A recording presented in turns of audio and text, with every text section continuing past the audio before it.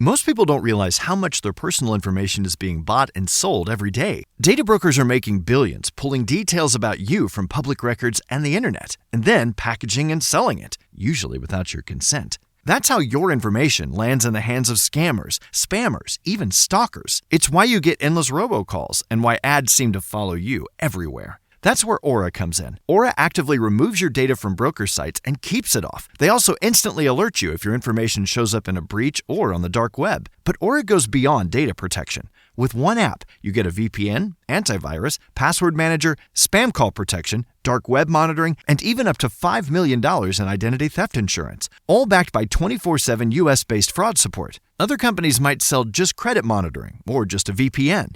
Aura gives you all of it, together, at the same price competitors charge for just one service. Start your free trial today at aura.com/remove. Protect yourself now at aura.com/remove.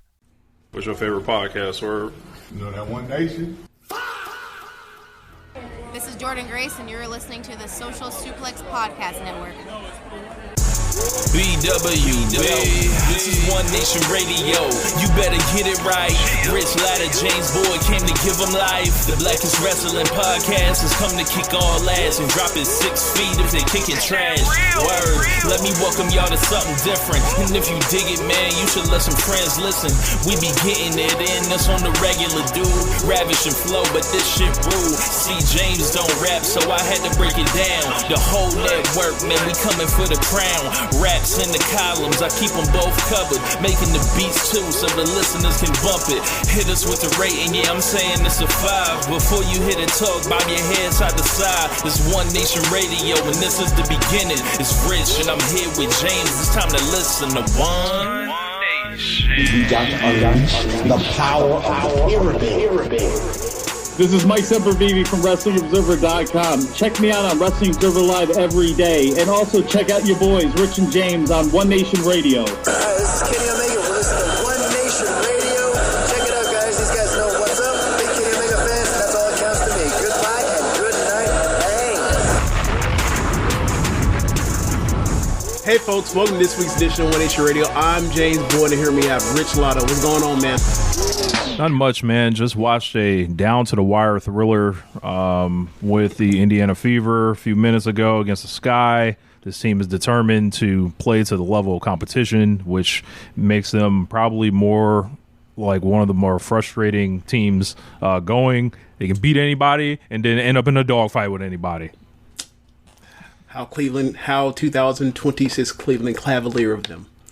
Look, obviously there's nobody on the team as toxic as Harden has been, but you get my point. It's frustrating to see a talented team. There's no consistency. Yeah, huge game for Caitlyn, huge game for Leah Boston, and we're gonna talk about it in a few minutes. But man, the left-handed, short, explosive guards out here trying to sell it at the end of the game. Kelvin Mitchell was acting like De'Aaron Fox out there.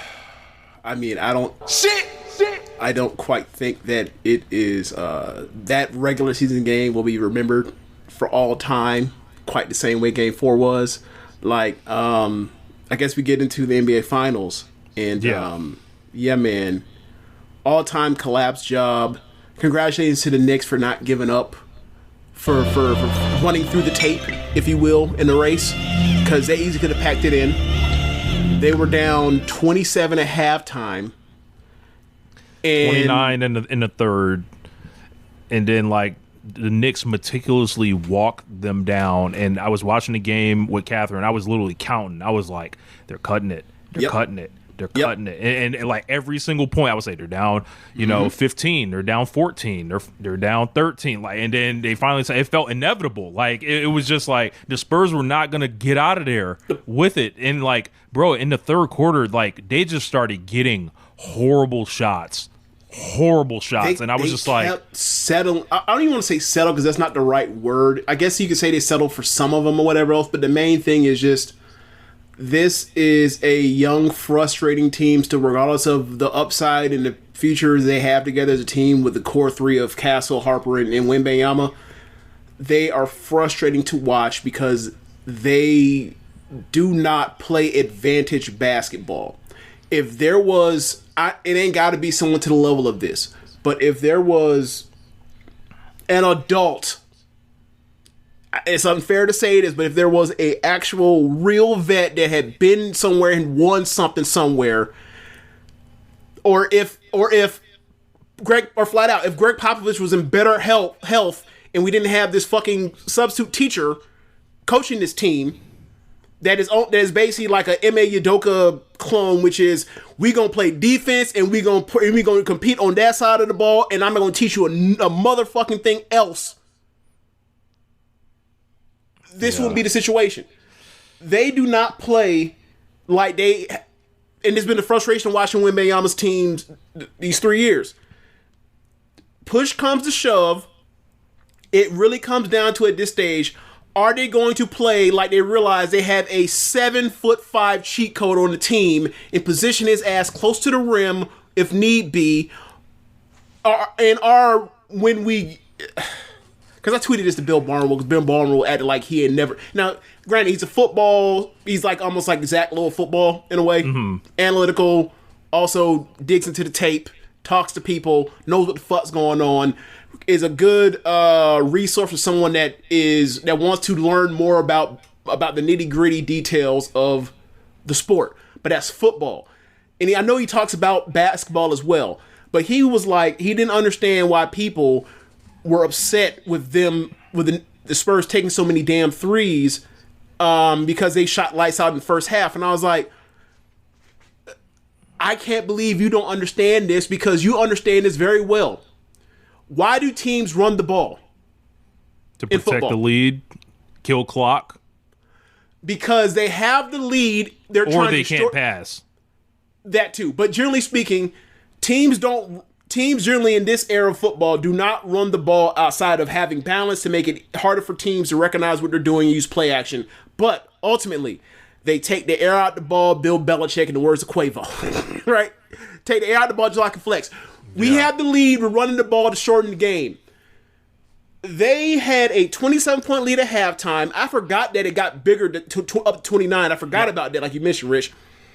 And from halftime up until they got the bonus with like 7 minutes and 14 seconds left in the fourth quarter. They got the bonus in the fourth quarter. From that time, that's like almost 18 minutes of basketball. They scored 21 points. Yeah, man. That's pathetic.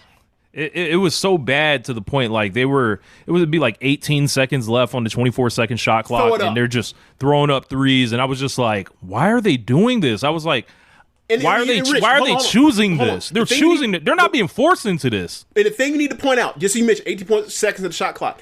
This isn't 18 seconds in the shot clock like, oh, we just got a turnover running the ball up the court, and we just found Vassell on the wing for an easy three like it's the Warriors. This was bring the ball up after taking it out of the basket, inbound it, bring it up, pass, literally one swing and it's up. Yeah. Yeah. We should talk about the Knicks a little bit. Hold on. So to continue my Barnwell point, up to that point, only scored 21 points in 18 minutes of NBA basketball. At a time where teams average like 28 points per quarter. Anyway, so they were 2 for 13 in that stretch shooting threes. That's why people were like, why the fuck are you still shooting the basketball? You're still shooting the basketball. You're bricking. Now, the 27-point lead you had at halftime is now 12 points with 7 minutes to go. You're in the bonus. What does that mean when you're in the bonus, Rich? That means when you're going to be shooting free throws. No matter any foul you get. So you should do what? Use the 7-5 cheat code. Use the 3 quick guards to attack the paint and put pressure on Anthony Towns to possibly foul out because he was in foul trouble the whole game. Nope. We just going to continue to do us. And what is us? We are consistently have leads in the second half of these games. All 4 games, we are 1-3. Even in these close last shot situations, we should be 2-2 at best. In reality, if we had any type of offensive discipline, we'd be 3-1 in this series, ready to go end it tomorrow on Saturday. But instead, we're going to lose in 6.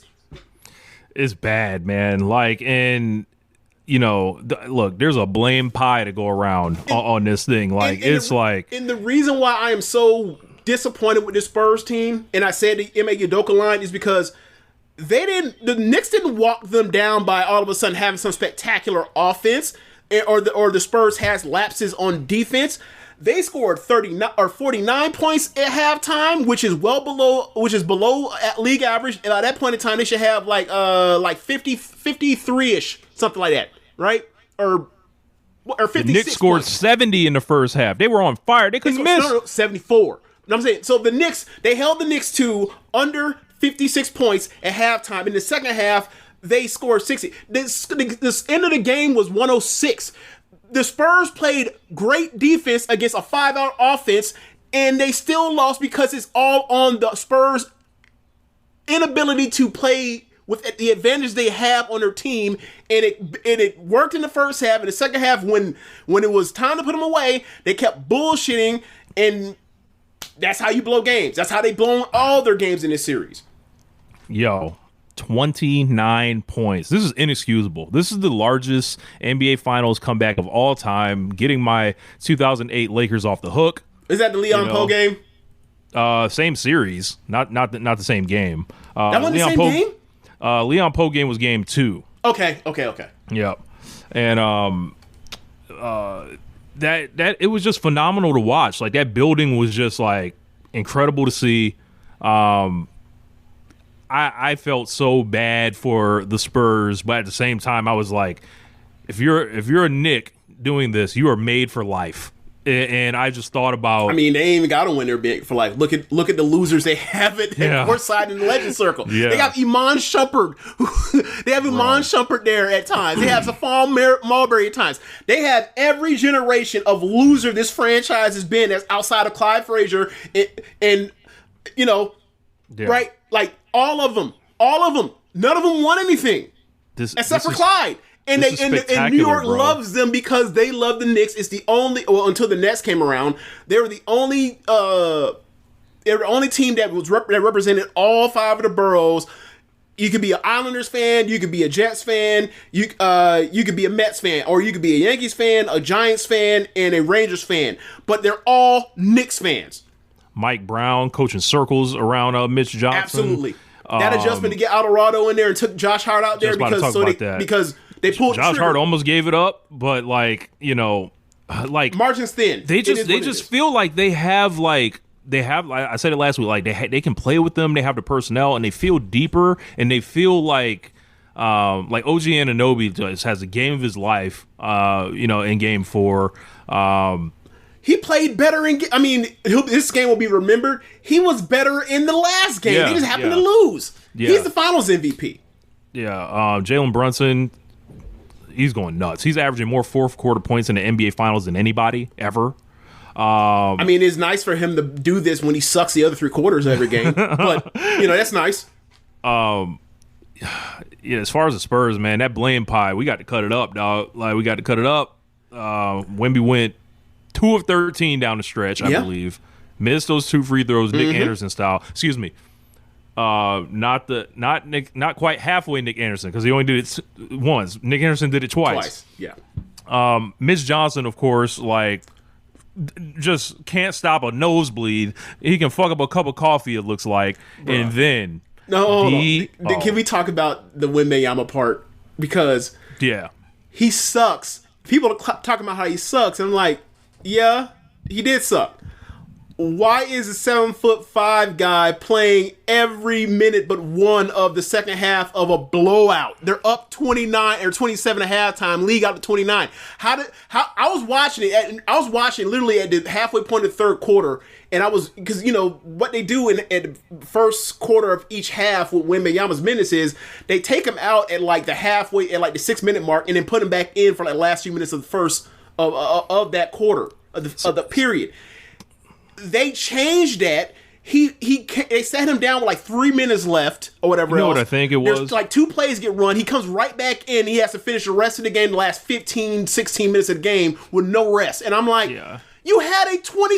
How when you have a blowout like Rich? You know this. You know this by following Kobe or people like LeBron, right? When you have a big lead like that, you stagger their minutes to where You have them ready and fresh to start the first of the very beginning of the fourth quarter so they can finish the game, put it away, and make everybody say, game over.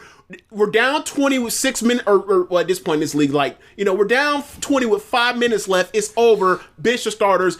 Go put icing in these, all that shit. They completely fucked it up. He completely fucked it up. The reason I think they did that was I think they were trying to go for the kill. And then, like, if you think about Wemby, okay, he spent so much of this year coming off the bench or playing, like, not a ton of minutes all game. If you're ever gonna do it, the NBA Finals Game 4, where you're down 2-1 to play, the whole game, this is the game you do it. Like, and he didn't look tired necessarily to me. It looked like he just missed a lot of stuff. Well, that's how that manifests. Yeah, I don't know. To me, like, I feel like the signs of fatigue for him would have been like not trying on defense and shit. Like he was still he don't play trying like on defense. He was like, when he gets tired, it's him selling for jumpers. It's him floating around the perimeter. Everybody must have been tired, and they all settle for jumpers. Well, like, I mean, he's showing the rotation, right? Like the only person that, like, Harris Barnes got 86 in the second half. So did Carter Bryant. They ran. Keldon Johnson. Keldon Johnson not played, great. And Keldon Johnson had like what? He had a couple of moments. He had a couple plays in the beginning of the fourth quarter where it was like he missed a shot, but I appreciate the effort. Where it's like miss, grab a rebound, miss. They come back up the floor, but it's like he's putting pressure on the rim at least. He's the only person going to the bucket. It sounds cliche, but like you look at, well, actually, we should probably get to De'Aaron Fox. We've been sparing him enough. You talk about De'Aaron Fox, gambling. Brother. What did he have on outlier.bet? That's draft picks. Shit. Outlier Bet is who I have my WNBA sponsorship through. That's an awful shout out. But you can have him get implicated. What I'm saying, bro, like De'Aaron Fox, they were drawing up plays out of timeouts for him. They were he was dribbling out in the open court, deciding I don't need to hold the ball and possibly go to the free throw line. Abandoning the shooters and not boxing out and literally allowing the tip in at the end. Just a sell job of all-time proportions. Just like we will always, De'Aaron Fox will go down when they talk about John Starks, J.R. Smith, Ray Allen, that 0-13. Finals? Yes. Finals? Okay. Yes. The league playoffs is like, somebody pointed out about, like, remember when Manu had that stupid foul on Dirk in the and 06 in the conference finals? I remember that. I mean, obviously that's not the finals, but I remember that. I was like, yeah, but what the fuck are you, like, these are plays Remember where you're Ginobili like, what the in fuck 2013? Ginobili in 2013, he was looking like he was playing for the Heat? Yeah.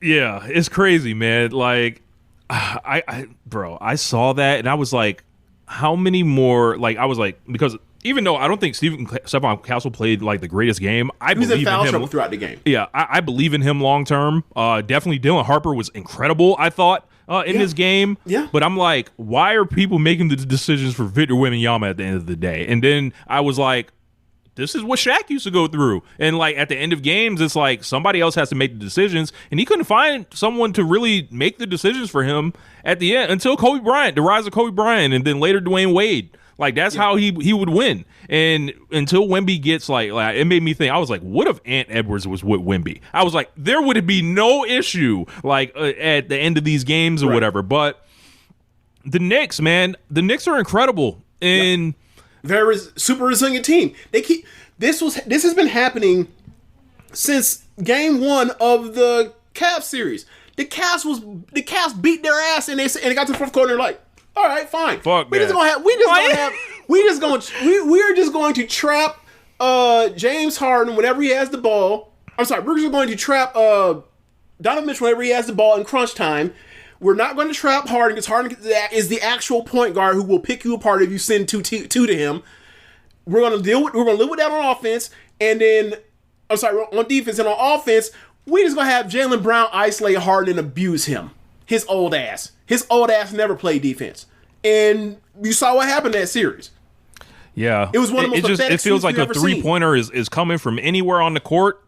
Yep. It can be Towns, it can be Anobi, it can be Jalen Brunson, it can be Shamit, it can be Alvarado, McBride. Like, and you just start naming it and be like, yo, I'm up to 8-9 motherfuckers that are out here playing in this series. And then you start looking at that Spurs bench and you're like, oh. Right. Old Harrison Barnes, Luke Cornett's been just a plus minus antichrist.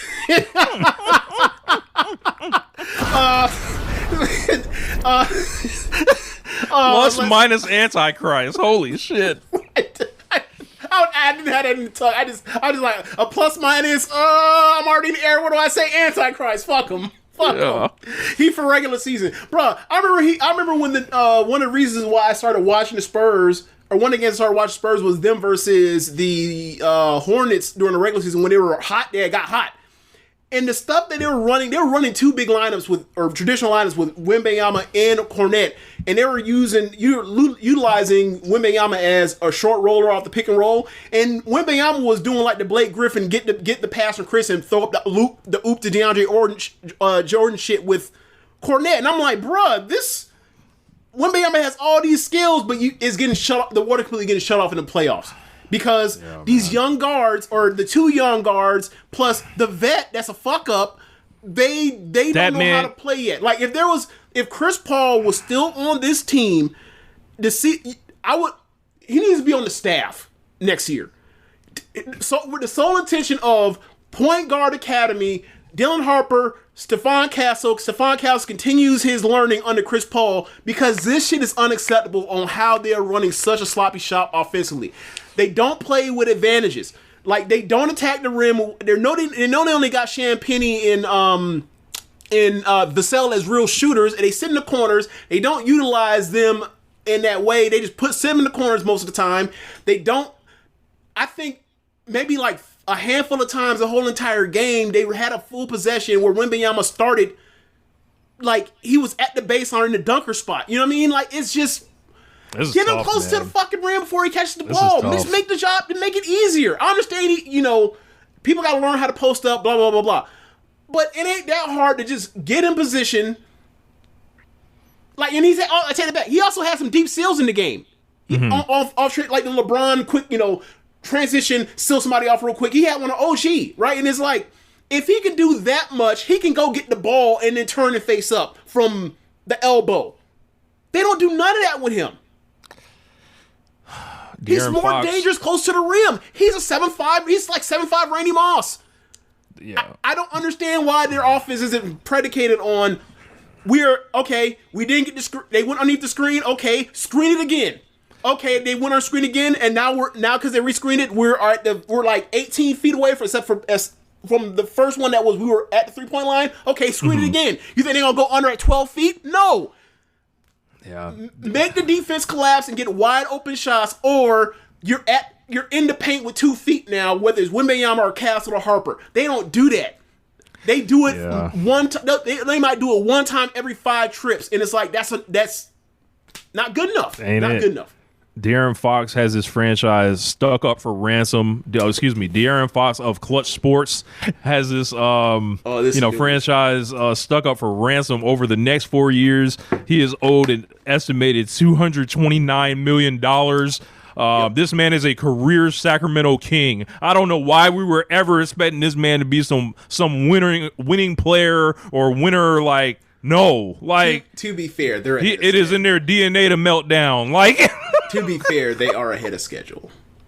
We didn't expect them to be in the finals in year 3 for Wembanyama. We thought this was going to be like a team that wins 45 games and make the playoffs this year. So it's frustrating that they have. It's so frustrating. They finna leave him open in that expansion draft. Hope somebody take him. Oh shit. Yeah, bro. Like, he had to walk back to Texas, dog. Get your money, black man. Stop hating. Hey, man, look. It ain't me that he got to worry about. He got to worry about that 7'5" man whose legacy he fucking with. Like, because the thing is, right? Like, he is playing injury, but at what point do we say, all right, what part of the injury made you decide to lay it up as opposed to run the clock out? What made you do that? What part of the injury made you had that stupid foul on Alvarado after you made that gaffe where you didn't know the time or clock, or you panicked, whichever one you want to say it is, or whatever else, and then you fouled Alvarado? Like, what part of the bad ankle made you guard the inbound on Anunoby. They get to having Jalen Brunson have to shoot a damn near 30-footer over the top of Wembanyama, and you saw it happening, knowing the time and clock situation, and you decided, I'm going to run over there for no fucking reason, because by the time Brunson puts that shot in the air, he's not even going to see me. Mm-hmm. He's worried about Wembanyama, the 7'5" guy. Why? And then opens the lane for Anunoby just to run right down Main Street and tip it in.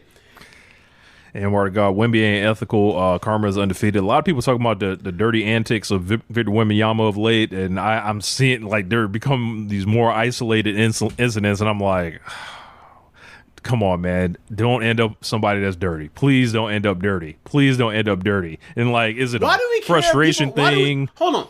How many of the all-time great players are dirty? Were dirty? Were you consider LeBron dirty? No. I wouldn't consider LeBron dirty. I would consider Dwayne Wade dirty. I would consider LeBron like more of like a flop artist actor than dirty. Like overall, would you consider Dwayne Wade dirty?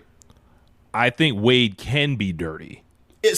Okay. Like he has dirty tendencies. John Stockton.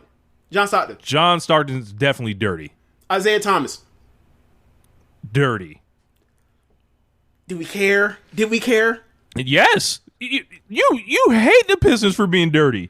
No. Well, okay. I named a bunch of people. And Isaiah. And Stockton. No, I named a bunch of people besides Isaiah, though. And Stockton. I didn't hate Stockton. Oh, okay. But I just acknowledged he was dirty. And I was like, okay, like everybody, look, if you ever seen Chris Paul, definitely dirty. Yeah, dirty. Wade, he knocked Rondo out of the playoffs. I think someone with the arm or something one time. He fell to the ground, grabbed Rondo with him, and like Rondo's he stuck his arm out to catch his fall, and it caused his arm to dislocate. That was like 2011 playoffs. So like, and then also remember he broke Kobe's nose in the 2010 All-Star game. I consider that an accident, but you know, I mean, so was the yeah. The shit that happened to Rondo with Wade, that wasn't like it was a flat out Kelly Olynyk, Kevin Love thing. I'm hooking him and yanking his elbow out the socket. Yeah, but don't tell that to Bill Simmons. Yeah, I don't know, man. Like, because like, all right, if you're enough of a superstar, will it matter if you're dirty? I don't know, because like Wemby. Another one aside. Yeah, go ahead. On the court. Karl Malone, sharpest elbows in the history of the league. Aside from that, I don't really know what else he did dirty. Besides elbowing, elbowing people? I mean, he was a big man in the 90s and 80s. Them balls going to fly around. He bust Isaiah Thomas shit open to the white meat and had, was it Mark Aguirre ready to try to fight him? Yeah. And the only reason why he did it was because Isaiah busted Stockton's ass after they came back from the next year after the Olympic shit. That's the only reason why he cracked him like that. Yeah. So like, besides that, I can't really think of many more Malone things like that stand out like that to me.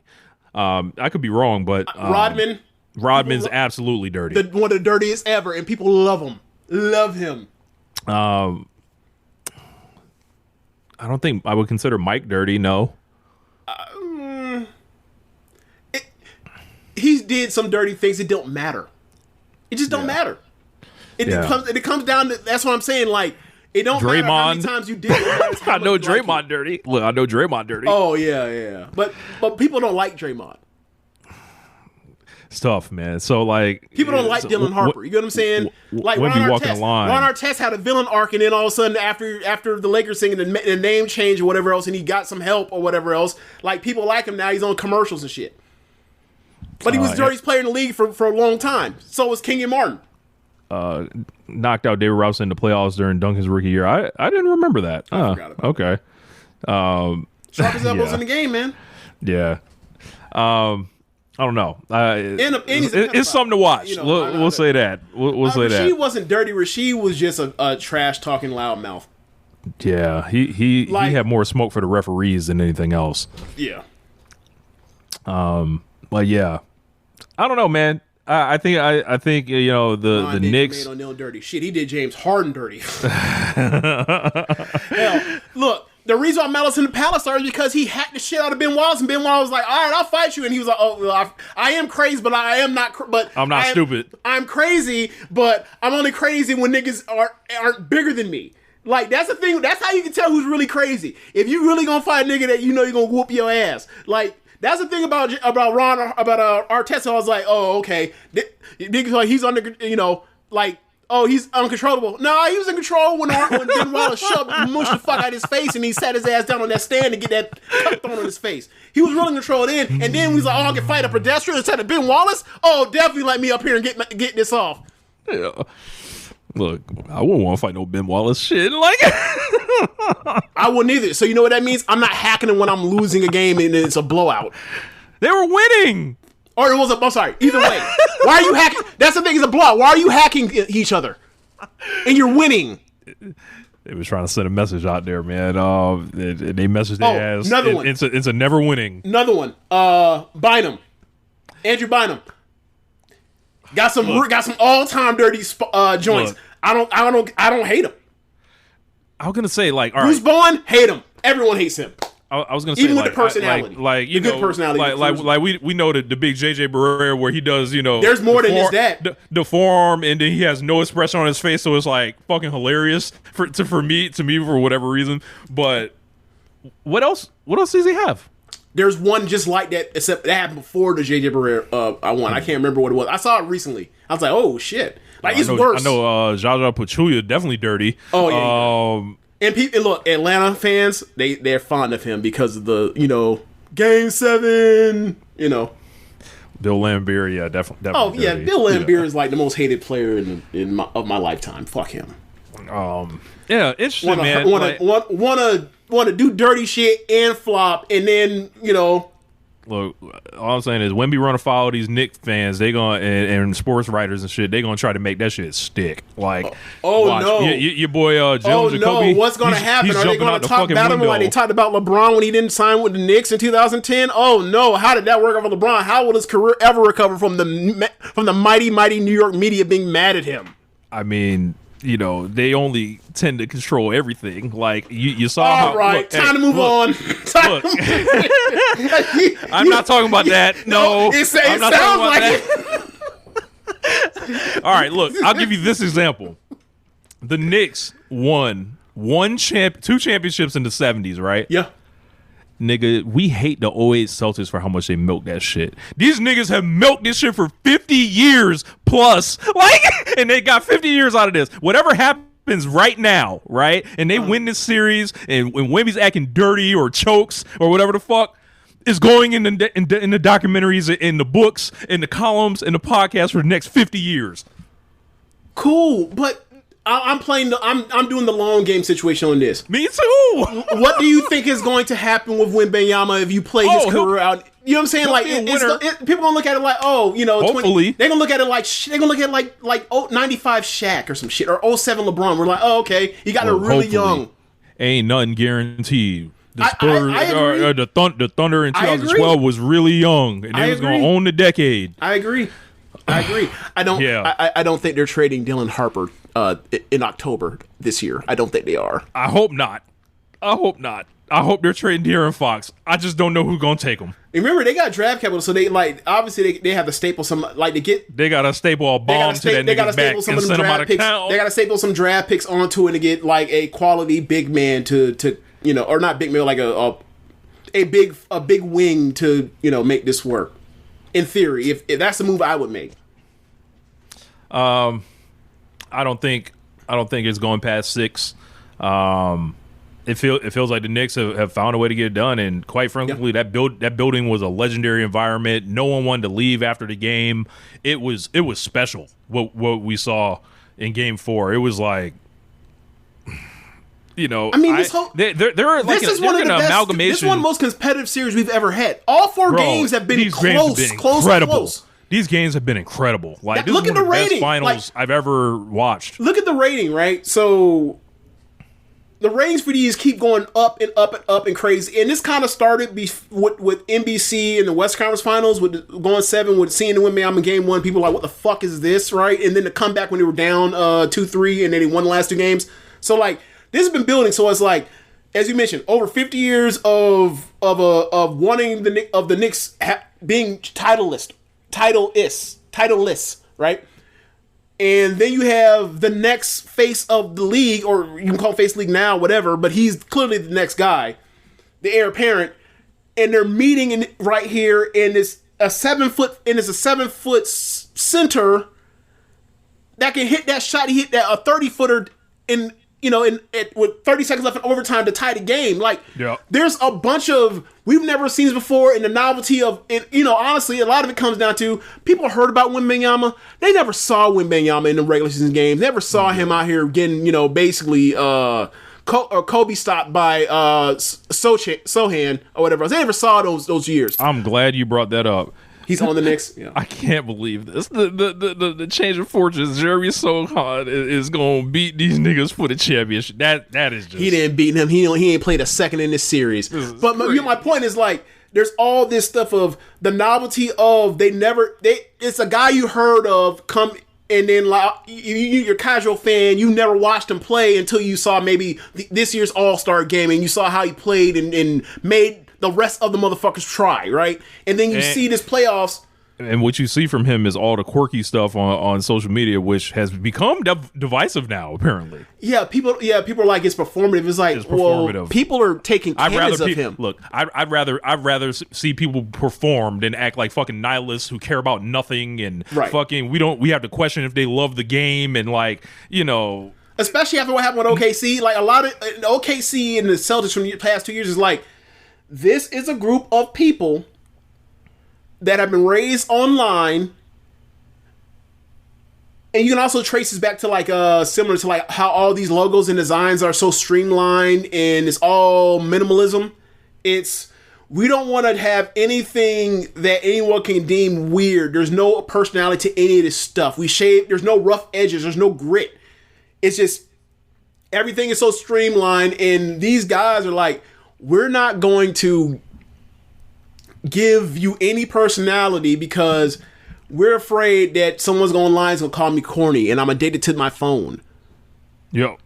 So you have Tatum, you have Jaylen Brown, you have Jalen Brunson, who has no personality at all. He don't even, like, he made it to the finals. Okay. It's like, all right, bro. Like, everybody's turning Derrick Rose from his prime before he tore his ACL, and it's like, great. That's fun to promote for the league. Yeah.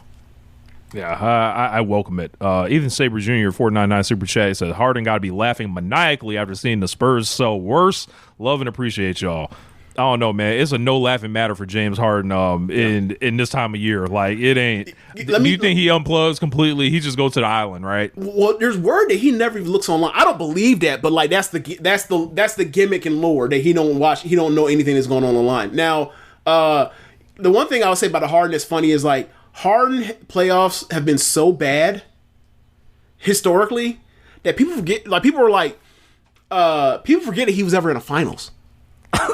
He was bad in that too. I know that you can't separate that. So, no. I know you can't separate that, but but that's my point. He's been so bad in the playoffs and key moments so thoroughly throughout his career that people forgot that he actually was in the finals and stunk in that finals and don't even use that to bury him and just be like, we should have known back in 2012 that he was never going to do nothing. Yeah.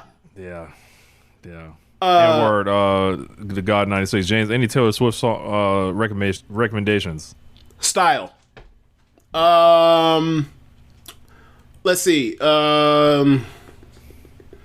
Everything Has Changed off the Red album. Styles on the 1989 album, and there's also the Shake It Off, also on 1989. Love Story. Mean. I like Mean. Mine is also good too. Yeah. Most of these are singles I'm mentioning, except for Style. Had some Taylor Swift Eras Tour PEs on. Oh, I got one today. I got one for you. Rich, whenever you get a chance, remember, you might not remember this. I think this was like the album right after, or 2 albums after the 1989. I was off the Taylor Swift horse end. The first single I believe was called Endgame. Mm-hmm. It's Taylor Swift, Ed Sheeran, and Future. Now, when you listen to the beat, right? The part that's funny to me is when you listen to this beat. The beat is literally, you hear the drum pattern, you hear the chords of it. It's like, oh, this is Drake best I ever had. I feel like I'm the only person that's ever thought about this. But it's exactly that.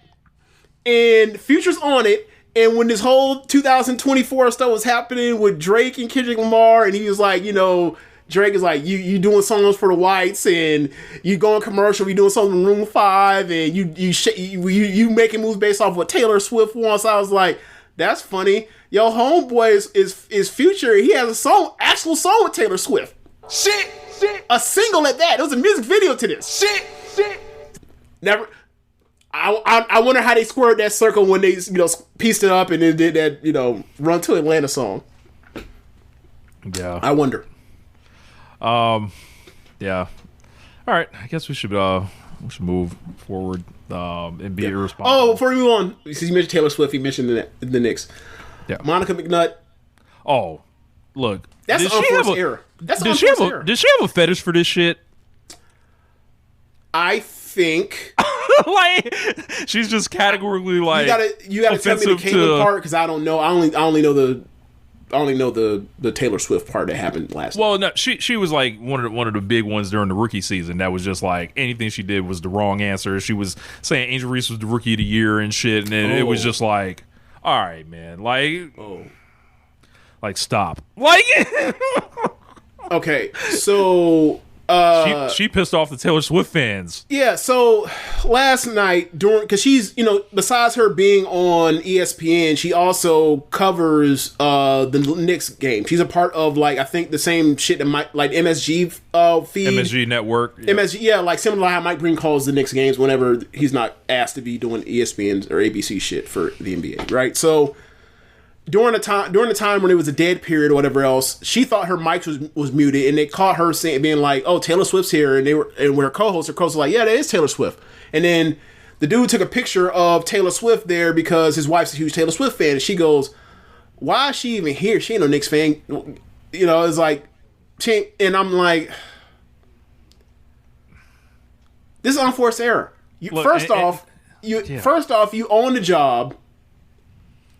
And you got a mic in the dead mic situation is like you thought the feed was cut, but regardless, what was the point of even being negative towards Taylor Swift and saying why is she even here because she's not a Knicks fan?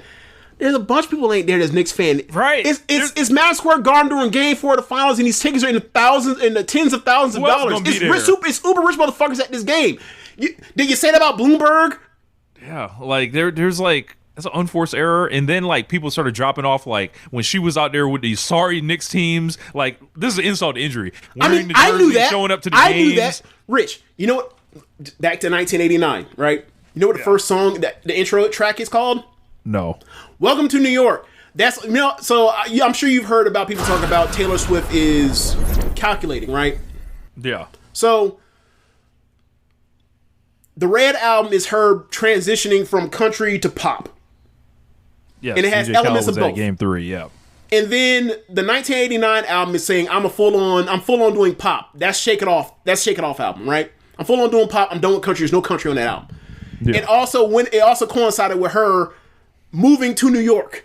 That's the Taylor Swift lore. So the intro was called "Welcome to New York" because I now live here. I'm dropping this song because I'm now fully moved on to this pop thing, and I'm done I'm out of Pennsylvania. I'm out of Tennessee. I'm on to this. So it was just one of those, I understand you might not know this, but yeah, she's been a Knicks fan. And it was unforced. And also, why does it matter? Because she can be at the game for any damn reason she want to. Right, she can buy a ticket. It's always weird when people want to police people's fandoms. It's she was at the Cavs game because with Travis Kelce a couple weeks ago. Is she a Cavs fan? No. Travis is from Ohio. He's a Cavs fan. He's the Cavs fan. She just went with him because that's her fiance.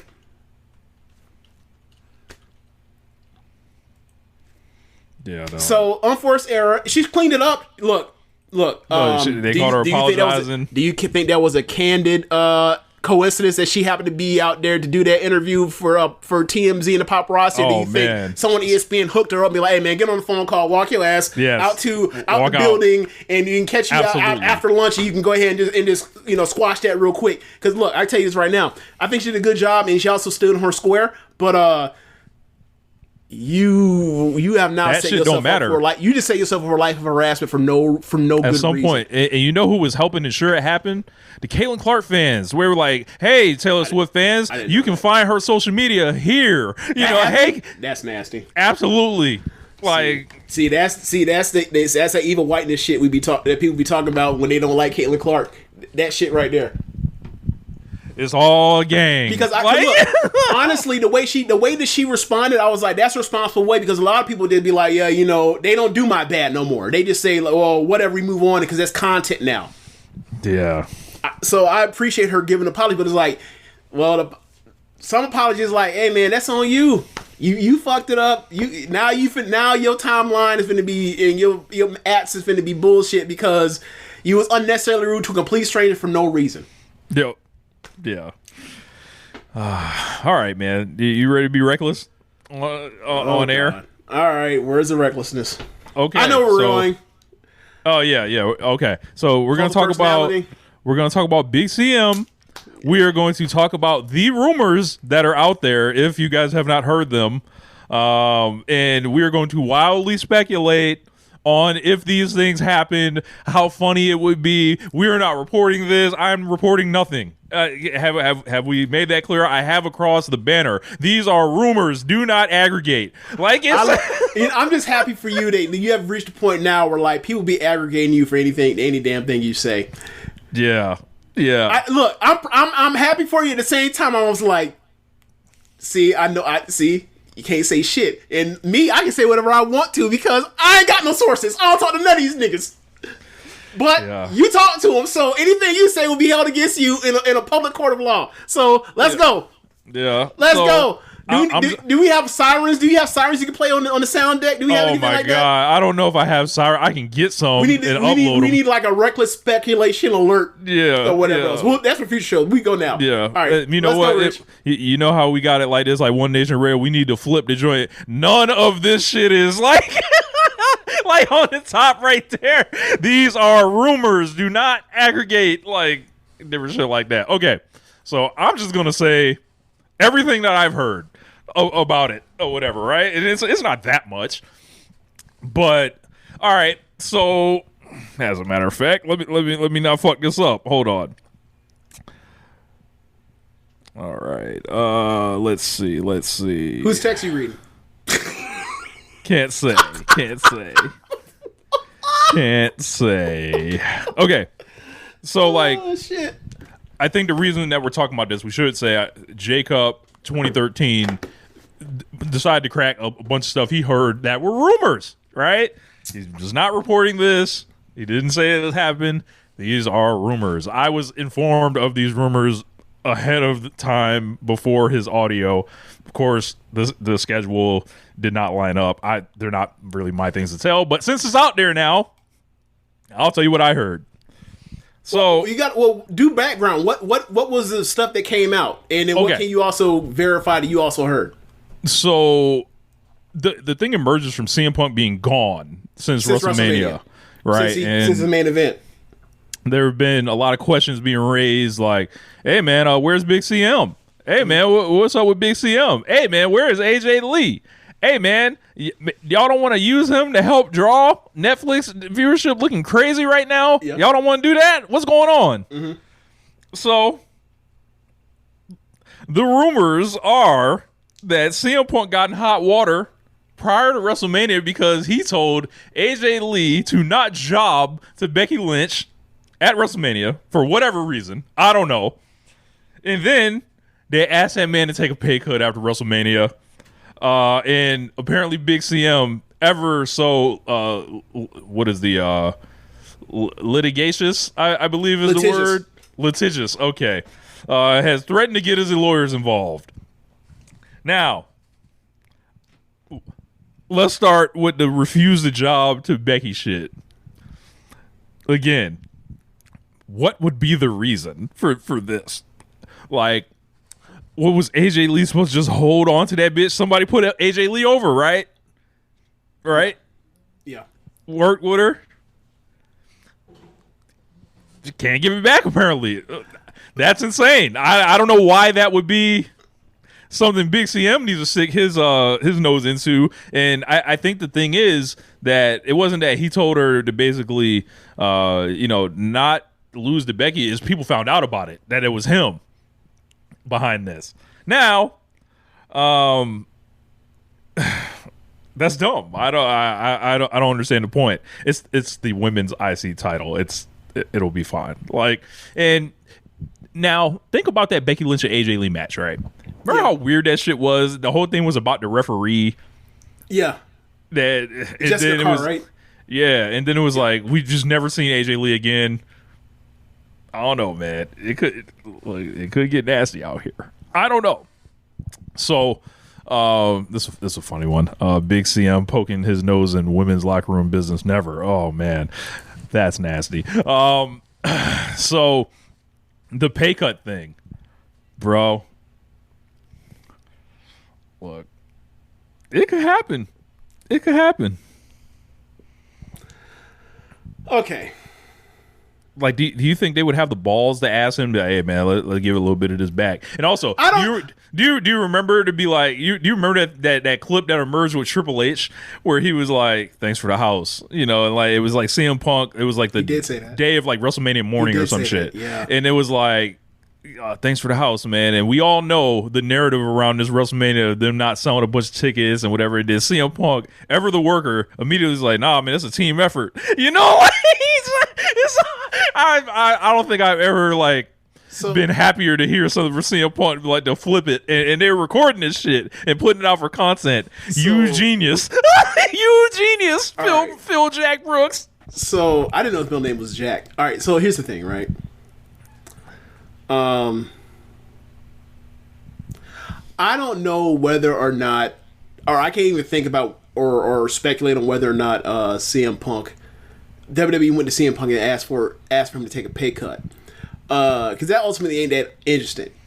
What I find interesting is the idea of you saying, all right, let's go look at the books, we got to trim payroll, and your bright idea is to go up to a motherfucker that you deem valuable enough to put in the main event of your biggest show of the year and say, hey, bro, give it back. We need you to come take a pay cut. And then expect that motherfucker to be like, okay, sir, are you out your goddamn mind?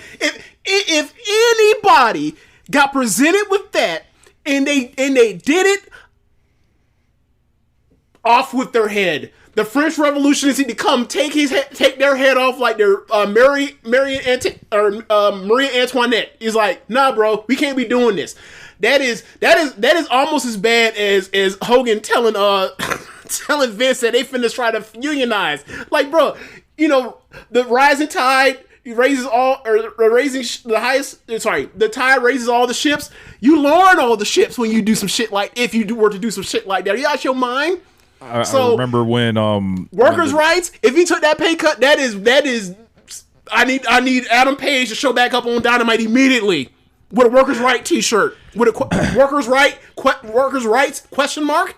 Yeah, I spoke to a very high level wrestler in the business when this pay cut stuff first emerged, and his thoughts on the whole thing were, this was these pay cuts are for people without any self-respect. But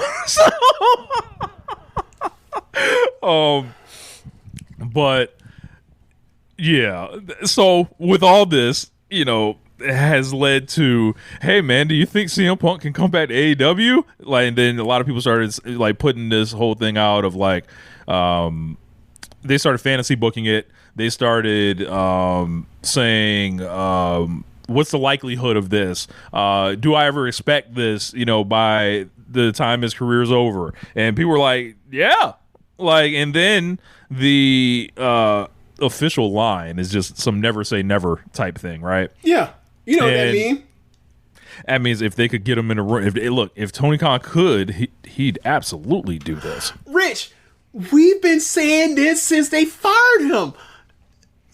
haven't we on this show been saying Tony Khan will want CM Punk back. Don't the fans might say whatever they want to say or think whatever they think. We always like CM, bro. He wants CM Punk back. You don't go through all the shit you went through with CM Punk the last year and a half, 2 years of his time in AEW.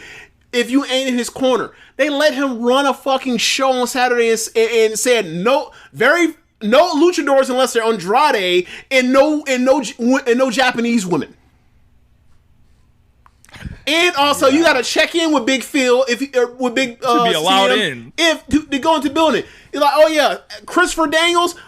What made you think you can come through out here without getting patted down and go through metal detector? You got to go through customs. Christopher Daniels. You got to go through customs to get in the collision, bitch. Like, yeah. They told CM Punk had Dax and Cash take Christopher Daniels in the back and told him to spread him. Unreal. Oh, you want to come to Saturdays? Hey, Dax, go check and see if you wearing a wire. And they allowed it. Of course. Yeah. You think he won't take him back? Why? Because Jack Perry? Look, what about how they treat Jack Perry makes you think he thinks he won't take CM Punk back? Bro, people can have all the horror stories about MJF that they want. He's not in CM Punk's league. Like, as far as like whatever backstage chaos, like, because it bubbled over to what happened on screen, which means it had to be so bad backstage. Yeah. And like the whole thing was like, I think it would be awful for company morale. There's still plenty of people that would hate him, but at the end of the day, the one person that loves him probably just, that shit matters a lot more. Yeah, that shit matters a lot more. I wouldn't want to see it necessarily. Look, and kind of like, I feel like CM Punk kind of met his career goal, and I was happy for him when he walked out on the the day 2 of WrestleMania. I was like, he fucking finally did it. Like he earned or he got what he finally earned or whatever. And I was like, all right, cool. But from there, I was like, I don't really have much interest in it, but if it's chaos, it'll give us something to talk about at least. There's always stuff to do. He's been away from AEW so long that there's clearly matches to do. You've had Kenny Omega talk about it. He seems like he would play ball with CM Punk to do that or whatever else. That's a big money drawing match if AEW ever had one, right? So yeah, and look. When you just like to see the nasties that happen on screen, the Brett and Sean of it all between CM Punk and MJF if they ever got back on screen together, just a possible nastiness that could happen. I like the low blows that could happen. I would like that intrigues me more than anything else MJF could do right now. Honestly.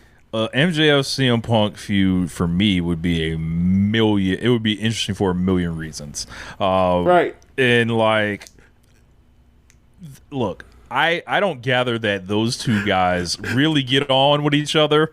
Right. I don't gather. Obviously, a third match between them never happened. Remember when he during the Brawl Out speech about Hangman and the Elite and how they couldn't run a target or some shit like that, right? Yeah.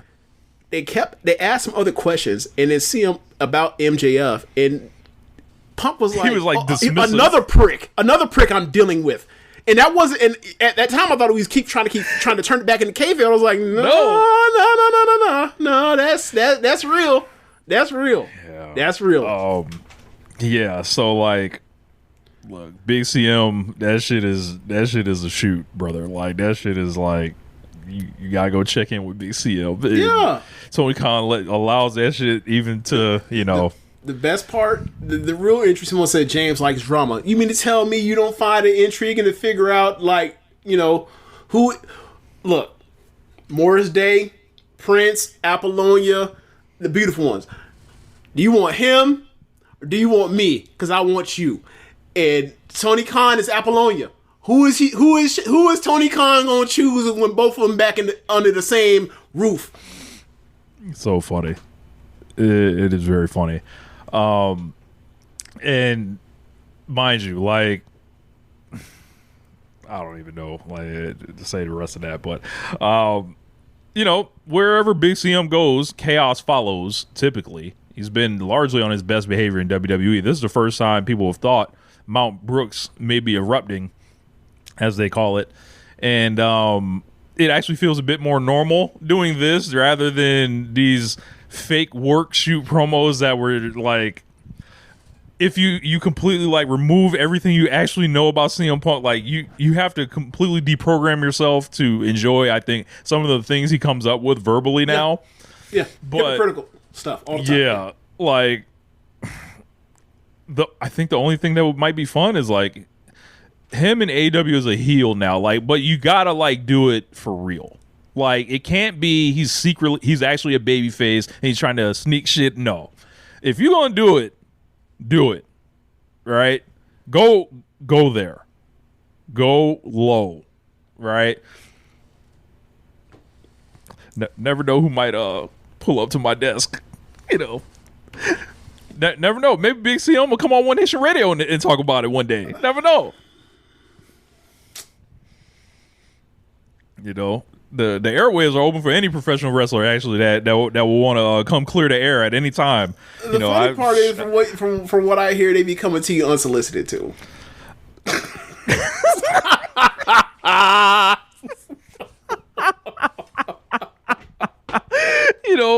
Hey, look, I keep RLPW was number the Trojan horse. Look, y'all niggas think RLPW only been going on for 3 months. All right. This shit is look, the potential is unlimited. Like, but yeah, the whole thing with this, like, I could look, anything could be true in WWE because it's the only thing that leaks out of there are match finishes. Not backstage behavior shit. Yeah. And I think it has to do, TKO like is a variable that doesn't operate like typical wrestling. So I don't know, man. I saw a lot of people saying, hey man, maybe Punk should go to TNA. And be like, I'm not here to make money, I'm here to make friends.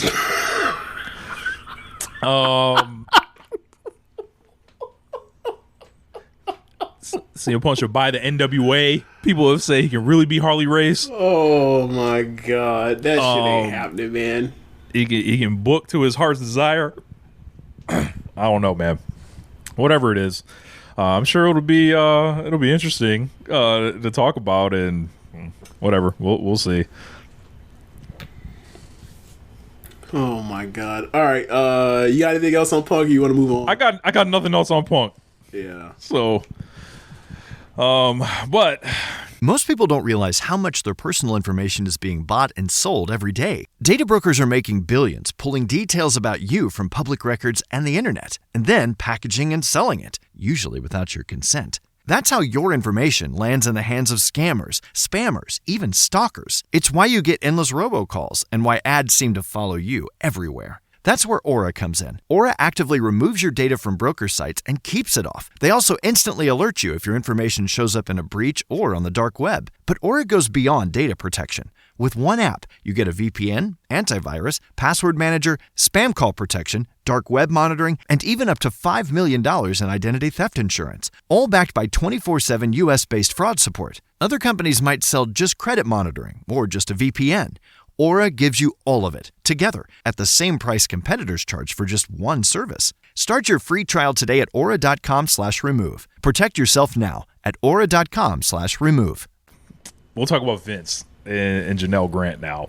Well, from fun to not fun. Yep, from fun to not fun. So Janelle Grant, Vince McMahon, WWE have jointly asked the court to move their sex trafficking lawsuit out of the public and into arbitration, which means like they're basically gonna take it from being handled in the district courts for everything that we can learn about the case or all that's gonna go away, and it's basically going to go into a private thing, which opens the door for a settlement, and ultimately, if this is what Janelle Grant, it takes for her to find peace, find solace, whatever, I'm with her. I understand. I know people are going to say, it's all about the money. I'm like, bro, it's about the suffering. It's what helps the suffering. And usually what helps the suffering is the money. And then you don't want to take the risk of that shit all going to court, it all going out there. And then, like, they're like, hey, we don't have to pay you anything or whatever, right? So you're leaving with something. You're walking away before it gets too thick. And they did do a lot of public posturing throughout all this, and we're gonna crack it open for all the victims. But I mean, how many years ago was this now? I want to say at least 3 now. 23? Yeah, like the whole thing went down in 2022, I think. Yeah. Her NDA got signed in 2022.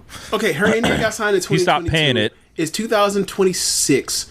Like, Vince McMahon has enough money to tie this shit up and doing the sounds like the Hogan Yapapai promo, but it's like he has enough money to keep this shit at bay and stave it off until he dies if he wanted to. Yeah, and then when is she going to get? When is she going to get like her something on the back end of the shit she had to go through? So yeah, I get it. Like it's really, this is a common thing. Victims, sexual abuse victims, like, they get this, like, oh, it's for the money, or it's like, I can't put the motherfucker in jail, I can't put hands on him, so what else can I get out of this person? Like, that's the next thing. Like, I'm not even trying to move, like, whatever, like, the whole part of, like, I think they call it restorative justice, right? Yeah. Like, something bad happened to you, how do you make good on that? If this person ain't going behind bars, if this person, if you can't get it back in blood, only thing left is material. Yeah. So I don't like how people. I don't like when people do this shit or do the whole for money. Is like, so fucking what? Yeah. Like, what else? Don't rape. Don't do these nasty things to people. Correct. And this has opened the door, I would imagine, in the world's stupidest corners of the internet, the "We Want Vince Back" crowd. Teddy Long on record coming out saying, we need Vince McMahon back to do this right. And I don't know why TKO would ever consider bringing Vince McMahon back at this point. There's no benefit at all. And it's just isn't that like, worse for their payroll? You would think. But if you ask a lot of people, I think in wrestling, they will want Vince back. Just like, they miss their father. Yeah. Go to therapy. Their father, their grandfather, the guy that gave them their wrestling, all that stuff. Yeah, Brock Lesnar's already back, obviously. It's like, it's a whole thing like that is sobering, saddening, and then it's just like, just when you think something's going to happen to take these folks down, you remind yourself how this country is set up for rich people to thrive and exploit the law. Like, in whatever they do wrong, they can, if you got enough money, you can make it, go away or anything like that. And, we'll probably never hear from Janelle Grant again.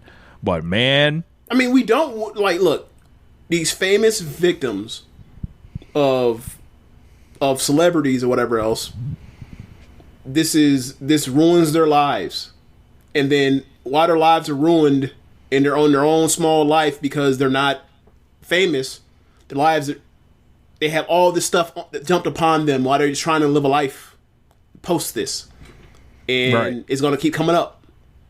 Yep. So the next time she, tries to go work somewhere, they're like, "Oh, you're in the New York Times. What the hell is this?" Like, and apparently she filed some injunction implicating that Nick Khan was the one that tipped off the Wall Street Journal. I heard that part. That is interesting. That makes, remember those Nick Khan Mortal Kombat memes where it's just scaling the mountain? It makes all that come back into focus. Yeah. I mean, Rich. Our speculation was one of 3 people. It was like, who stands to gain the most? And it was either Triple H, Stephanie, or Nick Khan. Okay. Yeah. And I'm sorry when I said Stephanie. I meant corporate officer number 3. Sorry, my bad. Yeah, it's wild, man. Like, I don't know, man. Like these are their heroes. Let's just say that. I feel like they have stolen so much from this woman. The money that she's getting back is the least. Drop in the bucket. Yeah. So, not really rocking with it, but happy that she's going to make a move to get what she feels she needs out of this, because I've never seen the scrambling that has gone on like this Vince thing this entire time, and them just being terrified. And then Vince McMahon's going to pay whatever for all that shit not to go to Discovery and everything. So, yeah. I guess we can move on, though. AEW Dynamite. I don't know. I thought it was a mid-show. James seemed to like the show a little bit more than me. Before we were discussing. Yeah. It's not like it was some super show, but I thought it was a quality show. Like I would say this was a good to very good show. Because there's nothing. All it was solid, and then I think two matches were one was great and one was just under that. So for me, I enjoyed the show. Yeah, I might have been distracted a little bit because the NBA Finals were starting and going on, and then I was trying to pay attention to a lot. I thought Swerve and Brody King was really great. I thought the Jericho segment stunk. It reeks of Jericho childishness. Yeah, I was like yeah. Look, I give worked Jericho for the crowd though. It did. But I like to give Jericho more rope than a lot of people, right? And I was like, this ain't it. I was like, this ain't it. They got into a brawl. Tommy's mommy, that's tough. Especially knowing how Ciampa is coming to this company like a fucking supernova, and it's like I think like an actual supervillain, yeah. Like I think you should with star potential, something you can do with this guy, and then you're doing comedy with him. And I know Jericho could do it serious if he wanted, but he doesn't. I think maybe his line of thinking is if I go serious, they're going to expect a high level match, and I don't think I can necessarily do that for some grudge match with Tommaso Ciampa. Even though I think it would behoove them to do that because Brawler Jericho or I'm going to say they'll have Painmaker Jericho's he's awesome. I think they would have a great no rules match, especially if you're like, hey, you guys have 15 minutes. That's what I mean. Tommaso Ciampa, you don't have to go 40 doing this. Right. If they do something like that, I think it could still work. John Moxley and Shane Taylor had a match. Thought it was cool. It was fun. It was fine. It was for me, it felt like a round one, and then immediately after the match, I was like, oh, okay, yeah, their real match is on Collision is the fucking team combat match. Yeah. But I like seeing STP on because it shuffles the deck a little bit, and I've talked about AEW feeling very patterned in the same pockets of people tend to appear, and it's all right, there's the Death Riders division, there's whatever MJF is working with, and all the booking that's lined up with him, and then there's the Don Callis family, and then outside of that, it's very hard to penetrate. Boy, you are on a run. You're on a pause run. That video you sent me, is that from this latest RLPW? Yeah. I was like, I haven't too far in it yet. I'm too far in. So, pause. What?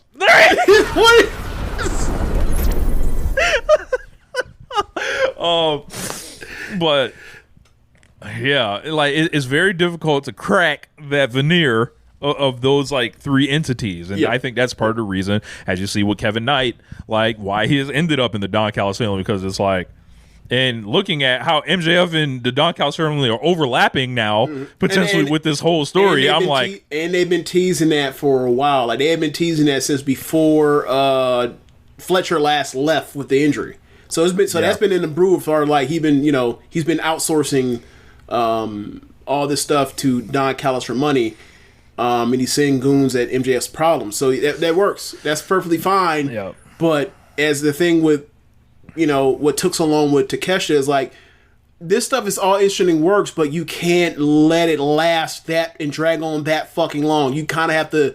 You need to, like, given how to basically the top 4 of Don Callis family all want the AEW World Title. You got to pull the trigger on the dynamics of these guys are going to be at ends with Callis. Who's going to pick sides? And you need to get to it like this summer, not a year from now. This summer. Feels like for me, I would be alert on Speedball being not involved in this anymore. Hopefully he finds a way into it or into something or whatever, because it looks like for me they just did the whole thing with him. They rushed into the thing with him and Kevin in service of now MJF looking for teammates. So I don't know. I don't know what's going on here. So what else do we have? Nice Mercedes Moné video package. Oh man, James, they've given her the dreaded gimmick. This division was sorry without me. I thought she was going to come back and be a babyface, but apparently not. Yeah, I kind of got privy that it was not going to be a babyface thing. Well, of course, when I was making the music, but right. But I mean, the music gives that too. But the thing is, you could have. She's so respected it even with that music. Yeah, she could still play it, and then also like. What about the whole story that was being told of her losing her confidence, her psyche by losing all them belts and coming back? And it's like, well, out the window, because no Tony Storm, we got to plug and play and start over again. So we headed towards a heel versus heel match in Wembley. Yeah, I know nothing about unless Tekla ends up dropping to someone and who would she drop it to at this point? I don't know, man. Like Mercedes feels like such it's like, hey, bro, it's time to break the glass and give her the fucking belt. No, she's been. I mean, she had a TVS before, but it's like her and Tony Storm, like they're on such a higher level than everybody else in the division. It's like they're champions without the belts, even when they don't have them. Yeah, it's time. Darby Allin did come back and attack Kevin Knight after Kevin Knight cut a promo with Don Callis. I like the promo with Callis and Don. I like when he called this a weird ass city. I was like, let's let Kevin lean into being a West Coast nigga who now lives in Atlanta. Like this old weird ass something. Like I love it. I love that part. And he basically gaslight. He's like, Mike Bailey is actually the one that broke this shit up. I know y'all ain't mad at me. I'm with Don Callis on the face of TNT.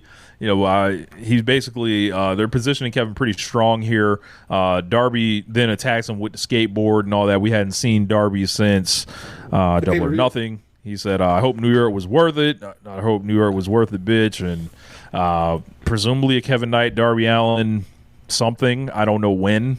Looks because I don't think Darby's going to be a part of the conglomeration for this cage match. Maybe not. I don't know. Was it 5? It was 6 men, right? It's 6 on 6. It's 6 on 6. So I'm assuming you're going to have obviously Mark, OC, Roger Strong, Ishii, Cassidy. Did I say Roger Strong? Right? Kyle O'Reilly. Yeah, those two. Like the trio's champions in conglomeration, Ishii, Mark Briscoe. So who's the 6th? Maybe the 6th could be Darby. I don't know. I mean, because what else is he gonna do? Yeah. You're a moron. I don't pray.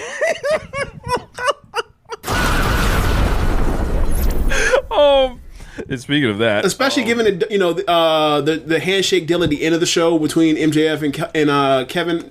It's like, oh, okay, so Darby's going to be in it. Yeah. Yeah. Mark Briscoe and Pac was announced for a match. I was like, wow, this is a really cool pairing. Like, I never really thought about these guys working before. For me, it ended really quick. Yeah, they were just trying to prove a point that, Mark Briscoe is championship material by beating someone as, protected as Pac has been.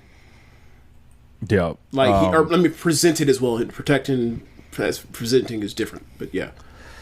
Yeah, so they then cut that 6 on 6 promo essentially, and Briscoe wins. He gets a shot at the belt. MJF later has to basically sell the Don Callis him on assisting him by offering title matches to whoever's around. Well, At if first, they help him he win. offered Don Callis a bunch of money. And I was like, okay.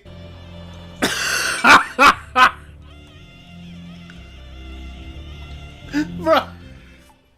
Like, I still remember when Don Callis, like a month or two ago, was like, I got that MJF money. And I'm just like, hey, man, y'all need to chill with that. Y'all better stop for y'all get MJF rounded up. Y'all need to stop this shit. Look, y'all get a letter from a group somewhere. All the teammates are getting announced next Wednesday. Okay, I'm being told. Okay. I mean, they got to get to it because the pay-per-view is on the 28th, and it's the 11th now. Yup.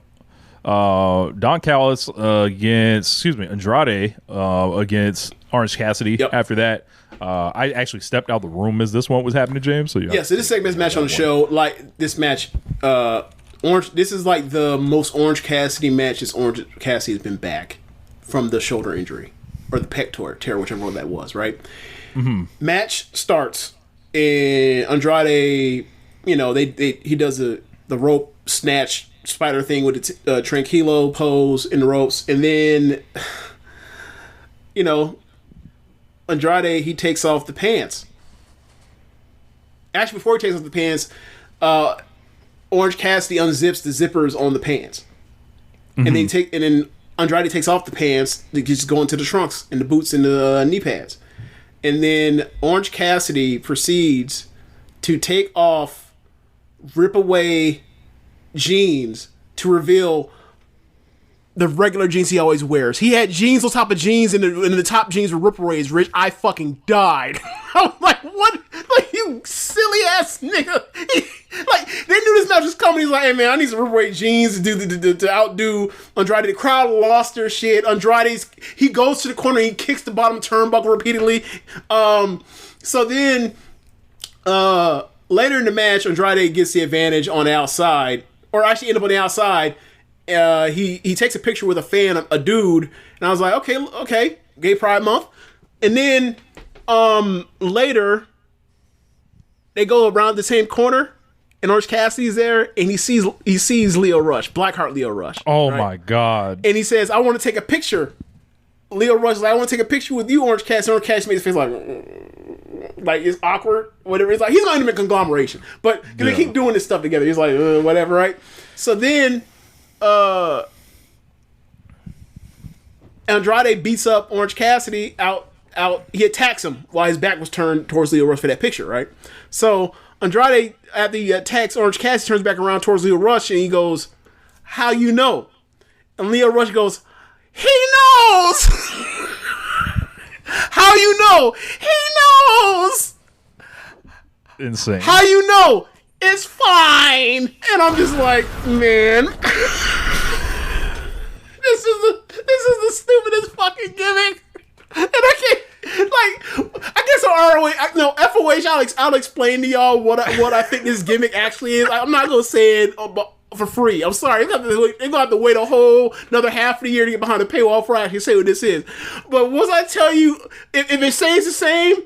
If it stays the same, we get to December and I tell you what it is, y'all would be like, oh my god, this probably is it, or if not, it makes it funnier if this is the all ROH lore for Leo Rush doing this, man. So they're back in the ring.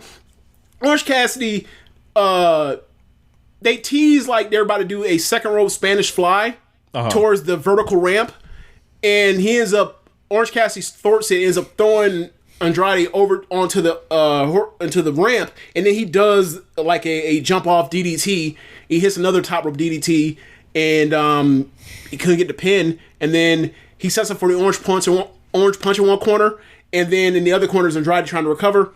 He gets that kick elbow joint, and then he gets the hammer lock DDT in the win. It was a great finish for me. I gave it 3 3/4. I loved it. Fun, this is a quality TV match, and Andrade gets the W, and it's still like, hey, I want my title shot, MJF.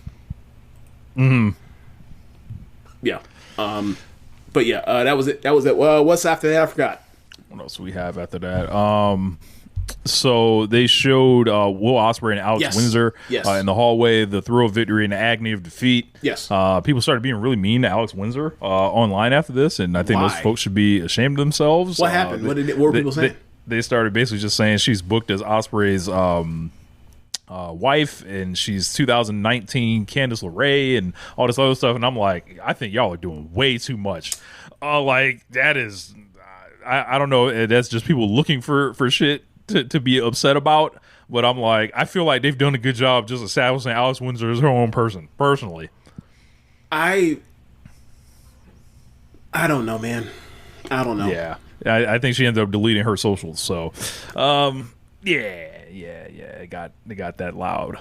So, That's weird. So weird on people, not her. Yeah. Weird on people.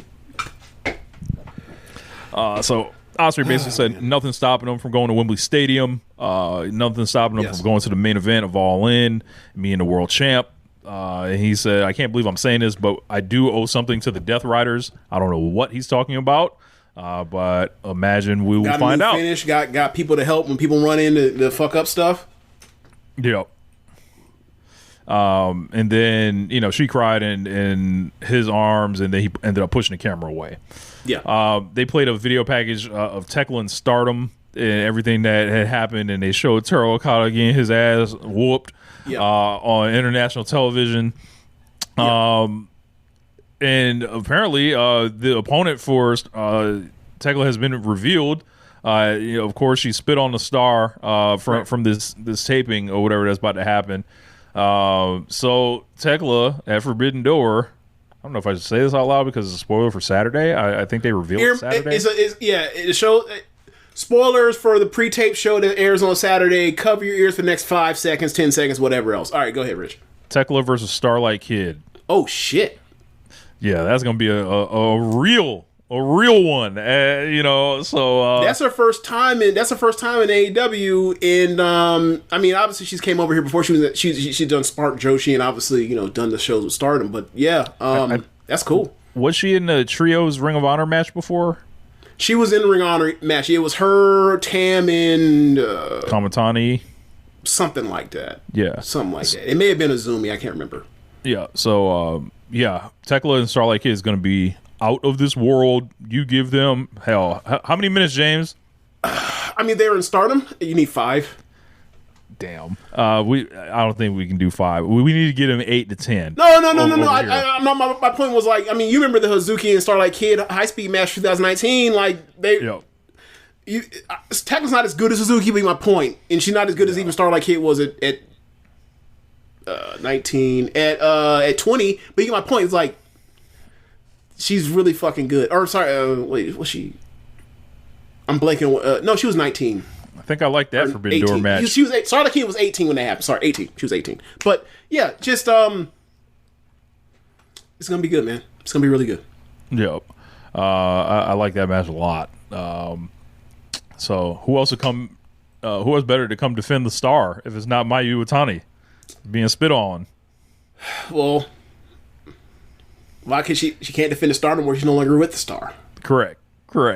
So like, SOK versus Monet. I mean, do that too. Why not? Yeah, Saree. Look, Saree, whenever she gets healthy. Yeah, we should probably talk about that whole thing, huh? So Saree apparently flies over. They cleared her in Japan. The story is, and then AEW's doctors check her because, of course, it's been well known that she's been injured for like a month or so, if I'm not mistaken. Yeah. And then she gets the no-go on that side. And I think she... You know what that just tells me? She was trying to finesse? No. Tell me American wrestlers are soft. No. I mean, is it the wrestlers or the doctors? Both. I'm not serious. I'm being facetious. But just... If the things that this is insane. So anyway, like the things you have, I think you've only seen like one Suri match, right? Like one real one. Like, one real one, yeah. Yeah. Bro, I mean, you saw that match with Actually, Shuri. no, I've seen a few you saw more. two. I've seen the a one with few, Shuri yeah. and the one with Mayu, right? Yep. Yeah. So you know what she really can do, right? That's a rough style. Like her neck is gonna be fucked up because all she does. I mean, well, it was worse 2019. Like she was literally like 2019 Momo, except all the suplexes were high angle neck drops. That's So basically what she was in 2019. She basically had sent this tweet ahead of time saying she was going to bring Takumi Iroha with her, and I would think this was a little bit of I heard about going into business for oneself here. Like if I can't get clear, we'll send my homegirl who's not even a part of Stardom or not even like working in Stardom, hasn't worked in Stardom in years. Yeah. Right. So they get over, and I think Takumi. I didn't see any video of Takumi anywhere, but I could be wrong. I don't know if she ended up coming or not, but a lot of people were upset Takumi was not the replacement. But I'm like, Tony Khan never booked that. Right. Never promised that. Right. Anything. And also not working in Stardom, which is the point of having Hazuki and Suri in this tournament anyway, because we're headed to Forbidden Door. Yeah. Look, now, if Takumi Iroha, look, I'll just say this real slowly for people. I would have took Takumi Iroha in the tournament instead of Suri, but that's neither here or there. Okay, so from what because I haven't seen much of her, but like she's at a different level post her tearing her ACL that a couple years back. But before that, 2022 and before, yeah. It's one of the best women's wrestlers. This is one of the most talented women's wrestlers I've ever seen. Look, Takumi Iroha is on my GWE 100. I don't. Oh yeah. Yes. Yes. Look, as a big match wrestler, absolutely. Like she's. Do you ever see that? Remember the 2021 or 2021 Grand Prix when that block was Takumi and Shuri and Tam and I think Utami was in there too. Momo. Maybe she was another one, but it was loaded, right? Did you ever see that Tam and Takumi match? Tam and Takumi. I don't know if I saw that one. I had to look it up, brother. That is one of Tam's best matches. That shit is incredible. Like it. Remember how we would talk about back when she was wrestling Mayu in 2020 for the red belt, and was like she just comes off like the most vicious killer and cool or whatever else. It was like Tam's the sell job of a lifetime for this fucking tornado of feet. It was awesome. Feet and elbows. It was awesome. Yeah. Like it was like Tam was out here holding on for dear life versus Shuri and versus Takumi in both of them. And I think the better one, the one people remember the most is the Tam one because like that ended her tournament. Or that eliminated her from her being she had a chance to final, but like the one before that was even better in my opinion. Nice. So let's see. Moving on, Maya World ended up being the replacement for Suri, and she had a all right match with Sky Blue. A lot of people are high on Maya World. I haven't seen enough of her aside from maybe this and one other match. I saw her some tag action. Collision or whatever it was. Yeah. I mean, she's better than Sky Blue. Yeah. But I will say this: Sky Blue seems to be. This might be the best I've ever seen her be.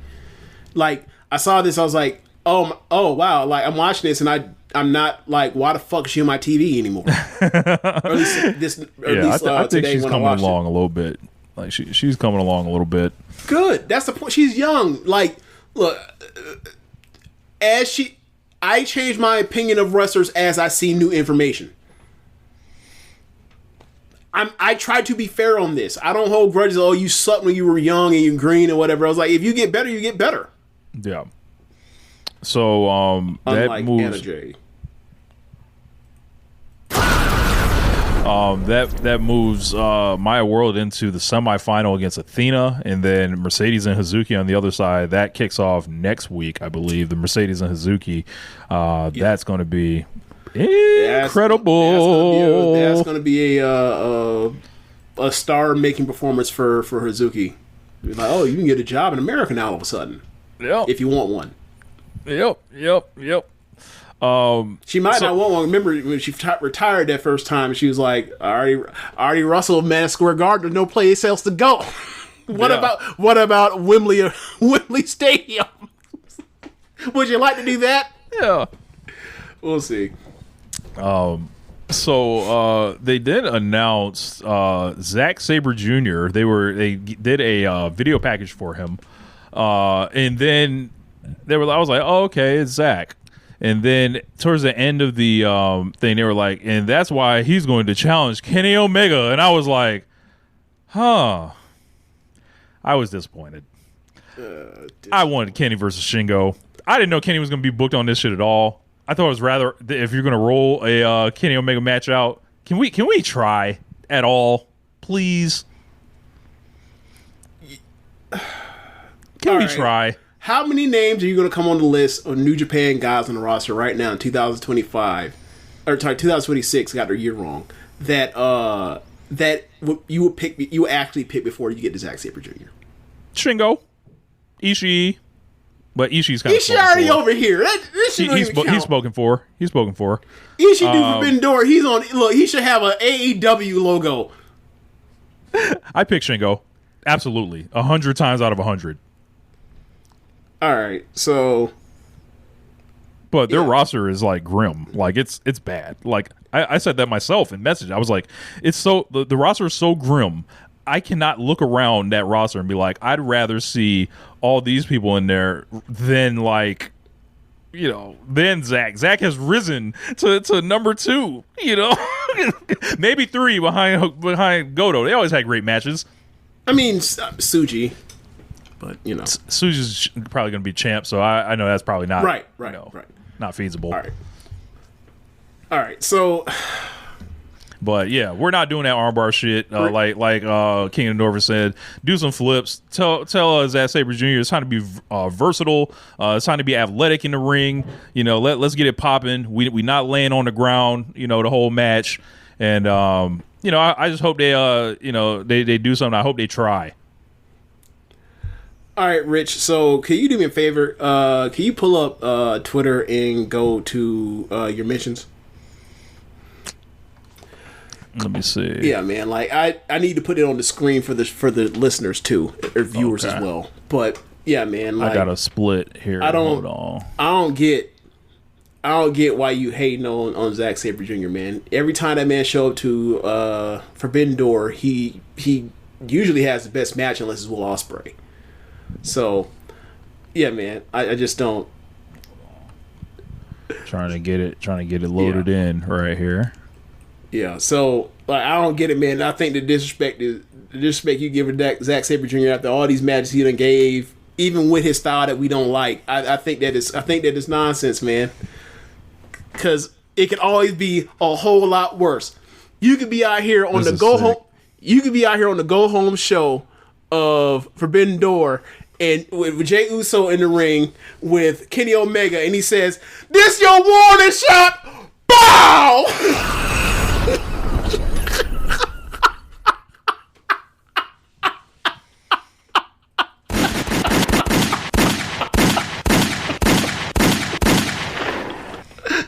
Foolish. When I saw that shit today, you complaining about that show. All right, I got something for your ass, Rich. You can have Jey Uso.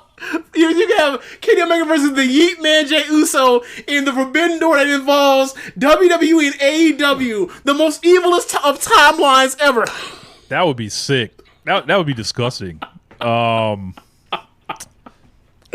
that'd be disgusting. Oh shit. We're gonna have to teach Zack Sabre Jr. some psychology. We're gonna do a lot of working with him, to ensure the standards are met. And Kenny Omega, he's gonna do this one for me. He's gonna do this for RLPW. He's gonna inflict some pain. My question is, can Zack Sabre Jr. Can he flip bump off the V trigger? I hope. Does that count as a flip for him? I don't know. like that is gonna be a running V trigger. He's gonna yank this man's leg out the sky and then decide to sit on the mat, and I'm be furious. Nah, that ain't what he gonna do. He ain't gonna grab no legs and no arms. He gonna put that nigga in that octopus hole and work on that diverticulitis. Yuck. He gonna show you Enochiism. That's what's gonna happen. Yuck. Hey, look, I can already see it now. Abdominal stretch, right? Before octopus, he gonna grab, the obliques. He gonna pinch him. Look, he gonna grab the obliques, right? And then he gonna drop an elbow into the top of it, and then he gonna put in the octopus hole for Enochi. That's funny. Oh, yeah. I don't know. Not to pick a match I would have wanted, but man, this is a Forbidden Door now. That match gonna be fucking awesome. That's like I'm trying to figure out what else is gonna be Ospreay and Swerve is gonna be the best match on the show. This is gonna be the second best match on the show. Yeah. Yeah, I don't know. I wonder where that leaves us. You don't think they can have a 5-star match together, those two? I don't see it. All right. I don't see it. All right. I don't know. Maybe under the right circumstances, but this just don't. The right circumstance. They're never going to rush each other again. That's the right circumstance. I guess. Yeah. Go out there, empty the clip. Yeah. It's a fantasy booking match. Go nuts. Thinking about what else could be added to this show. So I was like, all right, who's probably going to be the IWGP champion by the time? And I have decided, James, to unveil the official AEW IWGP rankings to determine who can fight for the IWGP belt. So, looking at our first name, Ace Austin. Okay. Action Andretti. Billy Gunn. What else we got? Did you say Billy Gunn? I sure did. Lance Archer. The Blackheart, Leo Rush. Sammy Guevara. Tony Nese. Wheeler, Utah. Sir Pentaco. He's still around? Myron Reed. No, they don't like when niggas, challenge for the IWGP belt. Who else? Lee Moriarty. Jeff Jarrett. Sanjay Dutt. Satnam Singh. So that is the official list of contenders from AEW. Take your pick. Who would you like to see out of that list, James? No one. We can treat the IWGP belt at the standard that the booking respect that is earned going into Forbidden Door this year.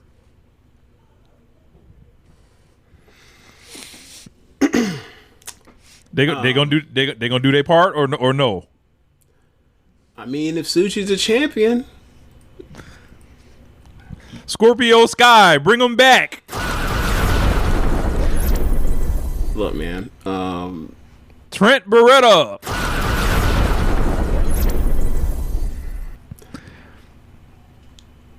Katsuyori Shibata. Now that'd be funny. Because that would be his first title chance since he almost died. John Silver. All right, man. Michael Naka. All right, get Devlin out of here. Michael Nakazawa. Get him out of here. That is absurd. Look, man. There's gonna be somebody besides Andrade that's gonna be involved in that match for the IWGP title, and it's gonna be a good one. It could be Kyle Fletcher. It could be. If it's Tsuji, when else are you gonna get a Tsuji Okada match? Oh, never.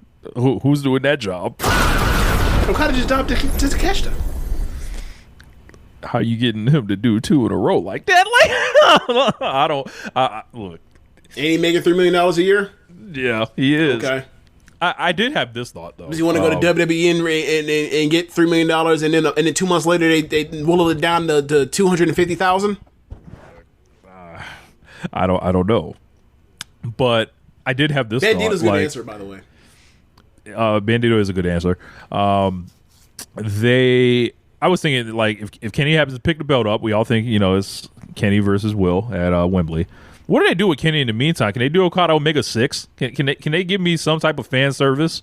Because this has been, like, I'm going to make a video about this of from All In last year until this year, what has been done with what has been done with Kenny Omega? What has been done with Kenny Omega? Here's my question. Isn't he on limited dates and we're not supposed to know that? I don't exactly know that for sure, but I've been led to believe he's a lot more available than it seems. So, but, I think this past year has been a disaster. And quite frankly, I had talked myself into thinking since 2000, so they re-signed the Elite in 2023, right? How long are their contracts? 5 years or 3 years? I think it's 4, if I'm not mistaken. Ooh. So they're probably up next year, right? So I was like, come back to AEW, huh? that's what the rumor mill would lead you to believe is a possibility. Look, CM Punk in All Elite Wrestling, the Elite in WWE. I made that joke for years. Like, all right, they gonna end up in WWE. Watch eventually. Watch. So I say this in 2023. I had talked myself into thinking everything going forward. Now, the health thing, I think you got to kind of separate it from this conversation. I don't know how much of it impacts it, but I got the Trish and Sarah Discord channel up in arms and kind of, I had some people agree and then other people didn't, of course. But I was like, so you went somewhere and started shit. I don't know if I necessarily started shit. I was just like, this is just what I think. Okay, go ahead. So I'm rarely in there. So go ahead, tell me what happened. So I was like, if I look at what was done with Kenny Omega, like from 2023 forward, how would I be convinced that what WWE would have done with him in the same time would not be better than what Tony Khan has done with him since? So given what CM Punk has done and given what Cody has done, is what you mean? As counterfactuals? I'm like, he main events a minimum of 2 WrestleManias. Probably, yeah. Like, and I was like, I know people don't like to hear this or whatever, but I'm like, what is really satisfying about Kenny Omega's booking in AEW? And I'm going to dive more into it. I'm going to pull up, I'm just going to focus on the last 12 months. If I go back to 2023, it's going to get even uglier, right? How long was it? Okay, so the last 12 months, how long was that hiatus he was on before he came back beginning of this year?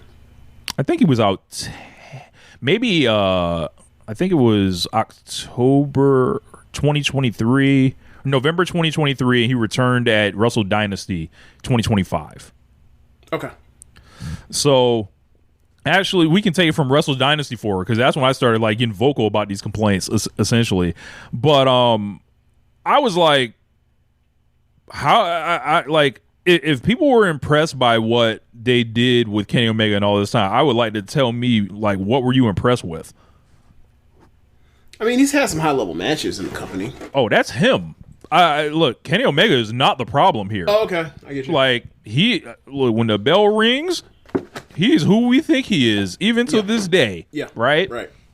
But anything outside of that, as far as like leaving him inactive or leaving him to the point where he doesn't give a fuck to be as active or whatever the fuck's going on, or we got something for you and then what is it? Oh, Don Callis family again. Fuck. Okay, yeah. I don't know how it's fulfilling really at all. Like speaking of that, right? Fletcher's back. He is. During the build up to that match with Hangman, didn't he give him an apron to table on the floor brainbuster? He did. Have they ever interacted since? No. I mean, Kenny Omega's never even told us how he felt about losing to Okada at All In last year, James. So, and when his match gets announced just in a video package with Zack Sabre Jr., and I'm just like, should we try it all? When he's off the entire pay-per-view cycle after Dynasty, and or that one doctor's office appearance thing he did, and then he's pulled into Chris Jericho's match. How about we try it all with this guy? And then the grand reward, James, will be 35 days before Wembley Stadium. He'll presumably have a big match there. I think we all kind of think what that is. Then what? How are they going to get? I mean, it's in the works, but I'm trying to figure out like how are they going to build up? Because Forbidden Door is happening now. It seems to be whatever it will be. Get him to July to build him up where he gets a title shot with MJF when MJF had literally 40 motherfuckers on TV in his face in front of him. What does Omega do to cut the line? Does he beat all these niggas? Does he beat Andrade and get his win back? Does he beat Kevin Knight? Does he beat I'm trying to think else? There's other things. You know what I'm saying? Like, what is? Yeah, and then like, if it's anything like most of the stuff outside of his feud with Swerve, right? Which I think is the gold. You hold that like the best version of what he's done in the last year. Right. You hold that as a gold standard, right? Yeah. You take that out. It's led to believe whatever they plan to do, it will be substandard. And I don't think it's fitting of him. I don't think it's fitting of his status as an all-time great wrestler, as like a founding father of this company and a fucking superstar. Like, I feel like WWE would have booked this man better over this period. Maybe. I think their presentation of him, they don't know what to do. They wouldn't know what to do with him as a character because even AEW doesn't know what to do with him as a character. I was gonna say I don't think Tony Khan gonna give him no notes. So I mean, you point out last year, and it's like, I mean, cool, you could say that, but it's like, honestly, since he came back into the trios run with the Young Bucks in the best of 7 stuff, I was being nice. Yeah, it's been a whole bunch of this, and then it's like, all right, well, he's not in the main event, so he's doing this, and it's like, all right, well, it's like, okay, so he's been doing this mid-card stuff for so long. Now, all of a sudden, it seems like because Ospreay needs the belt and you want to put on, like, the match of the decade or whatever the fuck you want to call it, like, now it's the time to get Omega high. And it's like, hey, bro, I mean, we're in June now. We are in June. We're in June. Like, you could have heated this up. He could have got the belt earlier. I mean... Look, the Darby run was awesome, but like, what are the priorities here? They are not Kenny Omega. I'll tell you that. Well, I'm talking about the Wembley House. I'm talking about Wembley House. I mean, there is that, and look, man, Wembley Stadium is going to be an interesting show based on who's on it and who's not. I'm not going to go any further than that, but it's going to be. Look. I think in the past, wrestlers were pining and scrambling to be on the Wembley Stadium show. I do not get the vibe that this year it's going to go down the same way. And let's talk about it. It's like, it's not drawing. Like, they haven't really put effort in. On this. You got to tell me. I think they're at 24,000 tickets right now.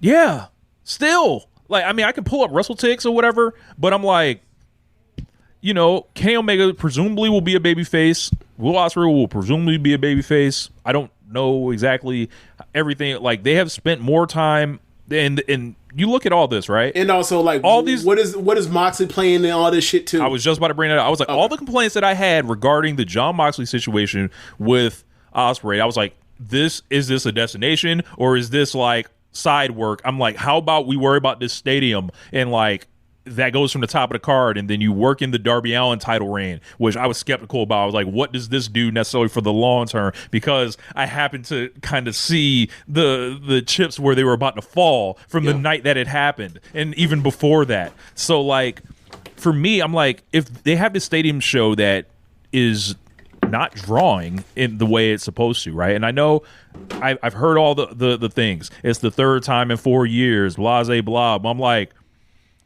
and WWE went through having to go to the same stadium and draw and stuff like that. Like, that's obviously a thing. But bro, if AEW was as hot as they were proclaiming, there was a lot of fans, media, and I would even put the company themselves. They were sticking their chests out about how hot this promotion was throughout the first 3 to 4 months of this year. I mean, they were absolutely putting on great TV over and over and over. And then once they got the Revolution, they were like, they literally had like a 3-month plan, and then once they got past Revolution, they just didn't know where they were headed. It seemed something has changed, and there is a lot of chips that have to fall right now. I don't know, man. Like, if it's not drawing, I feel like we should ask why, and like, was this thing set up like properly? I don't have that answer yet. Like, we'll see. You know, whenever it is, and the summer is a long time. You know, it's not till June, or excuse me, it's June now, and it's August. It's late April. Or sorry, late August. Late August. April, August. Yeah, it's like perhaps there's perhaps James, they're going to get the Forbidden Door, and this is going to like take off, and my complaints are for naught, right? But I'm Rich, like, there's so much time that they could have already been using, right? But it's not enough time, right? All right. So the Redemption show is in Vancouver, right? Montreal. Okay, it's in Montreal. Okay, so that's late. July. That's late July. So in 1 month, you are telling people that an American-based pro wrestling promotion is running a show in the UK, and you're telling them a month from now that the match, you're a month out, you're going to tell them what the match for the show is. Okay, let's say I wanted to go. Let's say I'm not a person that has a passport. Let's say I wanted to go. You know how long to turn around for a passport is? It's like even 6 weeks, right? Even expedited is like 6-7 weeks or 6 to 8 weeks. Yeah, I will not get your shit together. Wembley. I can go. What about the person that ain't never been nowhere and be like, "This is our time to finally take this trip"? Oh, I can't go because it's too late. Because they ain't got no passport. Right. Because there was no incentive for them to get the ball rolling on going to do this. They're just rumors, speculation, and teases that you don't know. It's like they're doing the CM Punk United Center tease with this. Yeah. That's what they're doing. But it's like, that's different. That's in this country. That's on the mainland.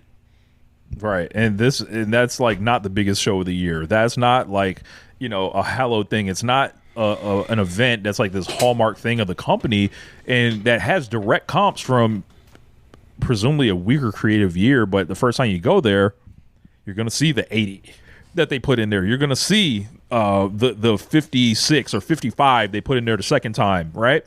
Mm-hmm. And now you're going to see, for this hotter company right now, quote unquote, to end up putting 35 in there probably. James, I think there may be 9,000, 10,000 more tickets left on the board, right? Generously, how many right? How many are Floyd going to buy? Oh my God, Floyd might buy a bunch for like, hey, he might buy 20 of those for people that like he. Speaking of Floyd, happy birthday, Floyd.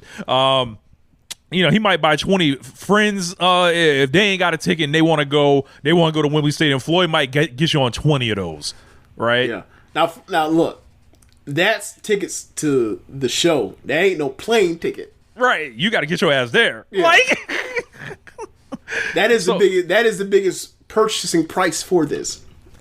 Yeah. And then like think about all these people that have been off TV for months or missed major time, right? Kenny Omega missed major time. Hangman Page, major time. Swerve Strickland, major time. Wait, his contract didn't run out?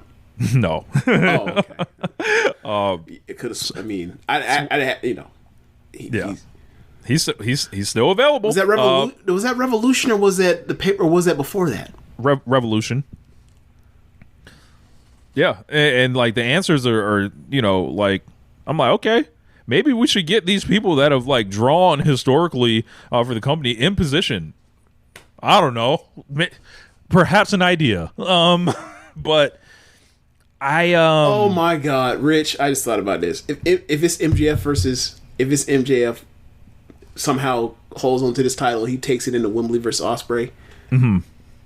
You know MJF is going to request that Hangman Page shows up to screw MJF so that Ospreay wins the title thereby I did a fake job. After 45 minutes, I did a fake job. There's no way. If he holds the title, you don't think MJF will campaign for that after if he was able to hold off Kenny Omega to take it into Wembley? You don't think he would campaign for that? That would be such an insanely asinine idea. I don't even know if MJF is capable. He of don't that. do real jobs. Oh man, yeah, that's. I hope that doesn't happen. Let's say that. Or if he loses at Redemption to Kenny Omega, is that when Hangman shows up and screws over? So that's how Omega gets the belt. Look, man, I would be. Look, you think I'm mad about how Kenny Omega is being treated now? If Kenny Omega has to win off of get his win back off a fake job, a distraction, one wing angel, I'm turning everything over in this office. Lay your fucking shoulders. Yeah. Shit can get wicked, man. Shit can get wicked. And like, I don't know, man. Like, I think there are major questions to be asked, and I don't know if the company has done a good enough job for me being able to see through this or whatever. And then looking at that ticket map, and we're like, okay, you gotta wait to see all this stuff, and I'm like, I don't know, man. Something's afoot. Something's foul right now.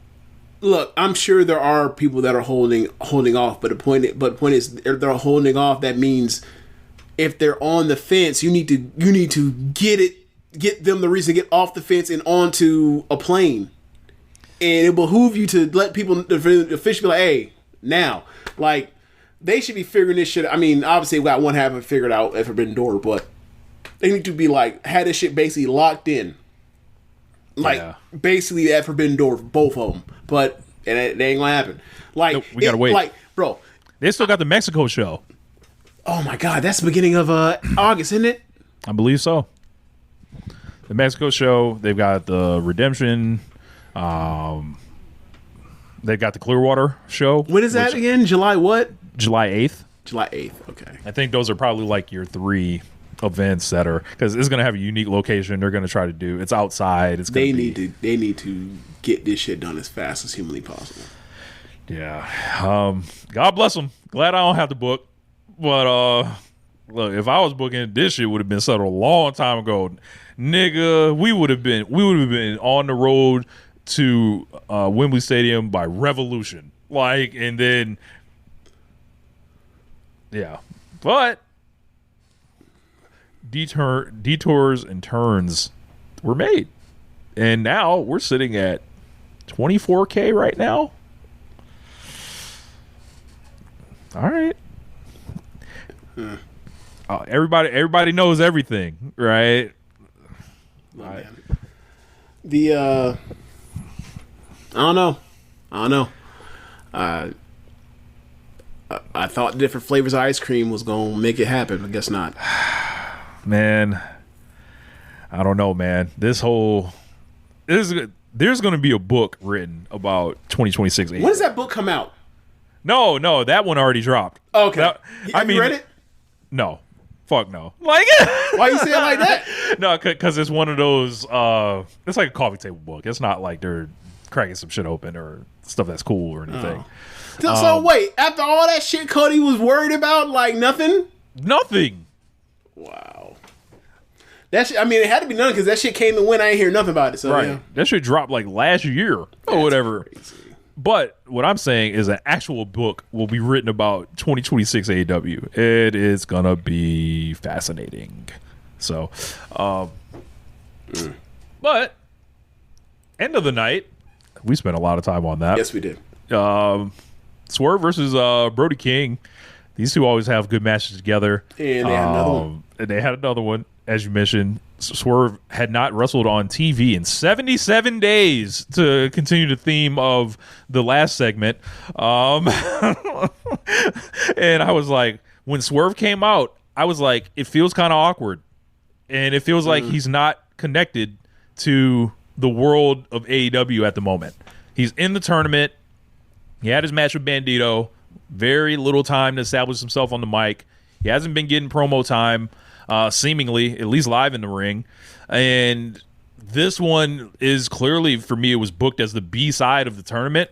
And like you saw all the attention for weeks that were set up with the Mark Davis and Will Ospreay thing everything that was like that. And then this one, it was just like, oh yeah, by the way, here's our other semifinal.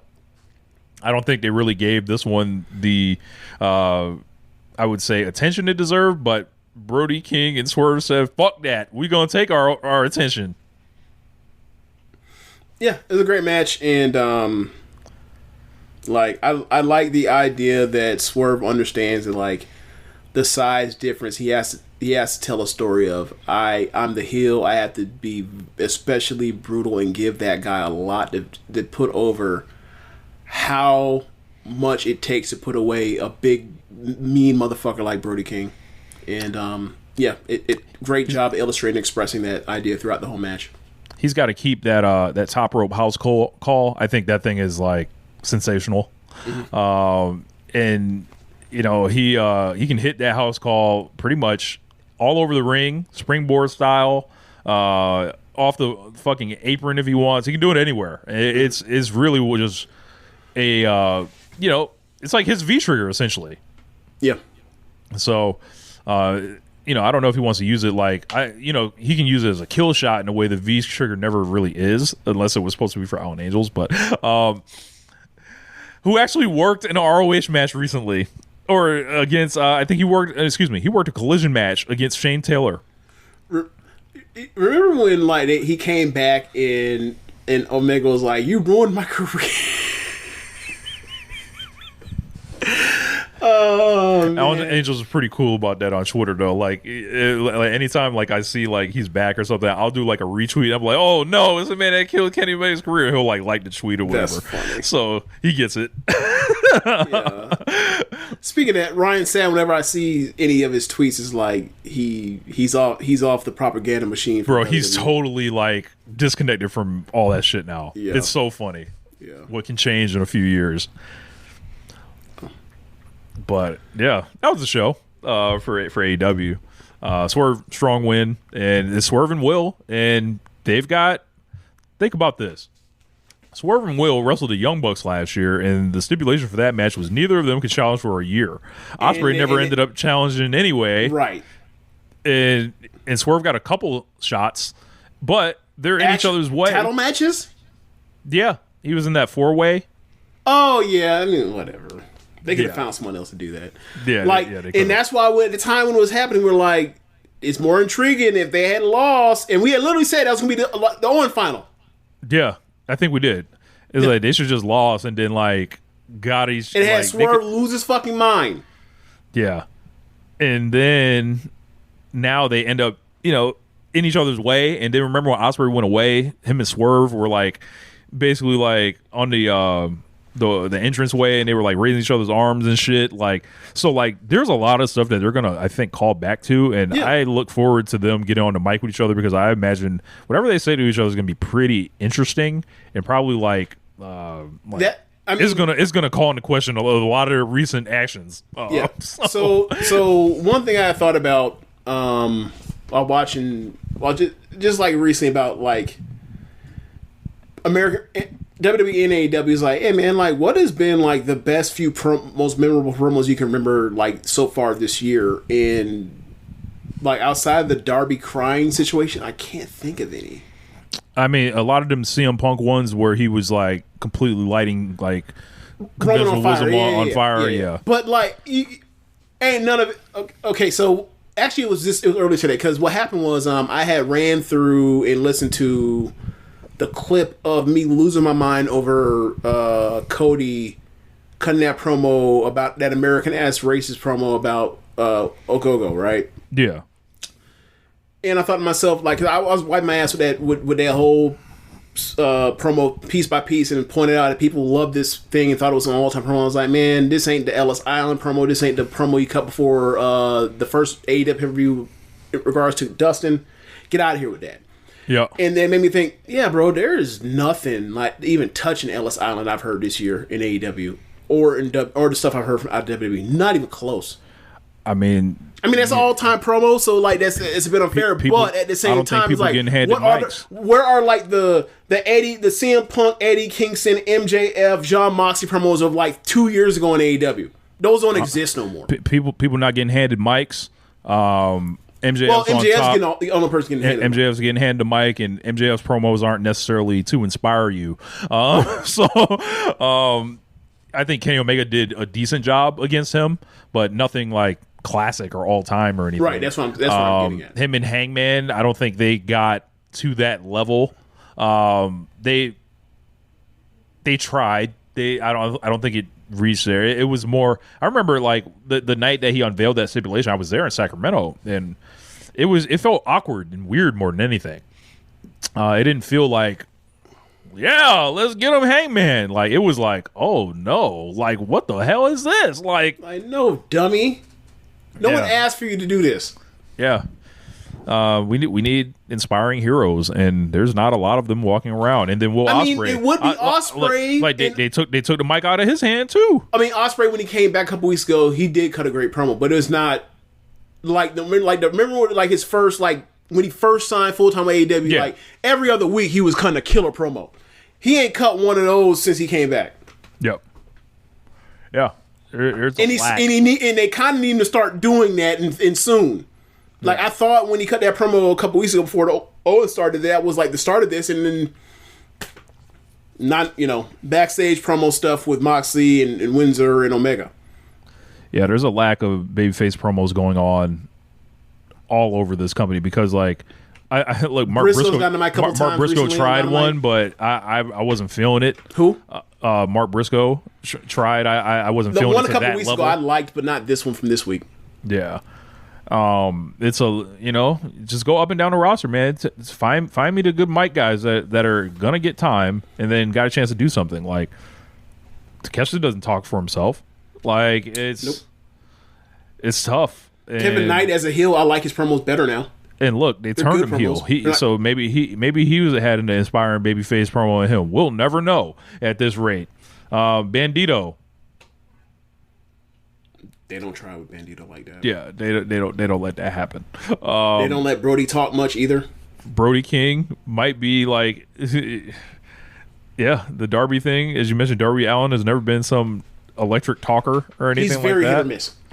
Yeah, and Lord, when he misses. When he misses, never let him touch the mic again. Right. Are we waiting for the verbal stylings of Orange Cassidy? No. He's cut a great promo before, but it involves like when he's headed he's headed to hell, like to face Moxley and stuff like that. Yeah. So like, Ospreay, it's up to you. Kenny, what's up? Yeah. And then from we'll there, see next week. Like, I'm sure they're gonna. I'm sure Swerve and Ospreay have some awesome plan. Yeah. It's right there on the table. Because if not, it will be time to start panicking about Forbidden Door. Because we're close to that annual. We tradition. are close. We are close. Like we did have an all-time Dynamite. We 3 weeks out. Next week, if it's just another good okay show, they finna get it. They finna get it from the fans. Watch. Yeah, it's on deck. Yeah, on deck. But yeah, I think that is it. And I hope I express my concerns well about this company right now. But, I never know. I could be wrong. Maybe they got it all figured out. And it's a master plan that I'm not privy to.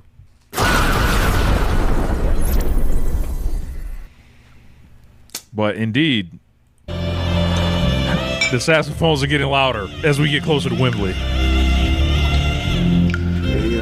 People talk a lot of shit about WWE can only do 40,000 back-to-back nights. Like, okay, that's terrible, huh? I don't want to hear the excuses. One night, lower ticket prices. The hotter show. I don't want to hear the excuses. I really don't. I'm gonna be asking for answers. Like the day after. Is it too late for them to ask? They can put an O2. Right, you stupid.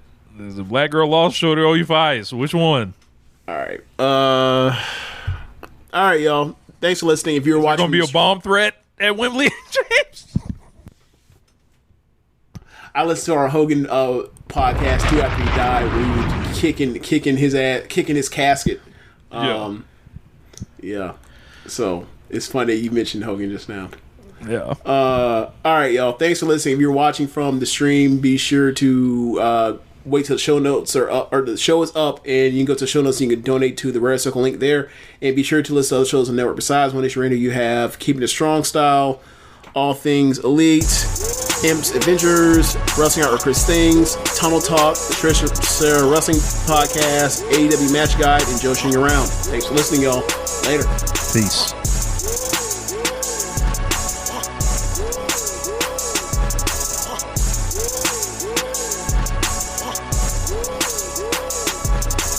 Most people don't realize how much their personal information is being bought and sold every day. Data brokers are making billions, pulling details about you from public records and the internet, and then packaging and selling it, usually without your consent. That's how your information lands in the hands of scammers, spammers, even stalkers. It's why you get endless robocalls and why ads seem to follow you everywhere. That's where Aura comes in. Aura actively removes your data from broker sites and keeps it off. They also instantly alert you if your information shows up in a breach or on the dark web. But Aura goes beyond data protection. With one app, you get a VPN, antivirus, password manager, spam call protection, dark web monitoring, and even up to $5 million in identity theft insurance. All backed by 24/7 US-based fraud support. Other companies might sell just credit monitoring or just a VPN.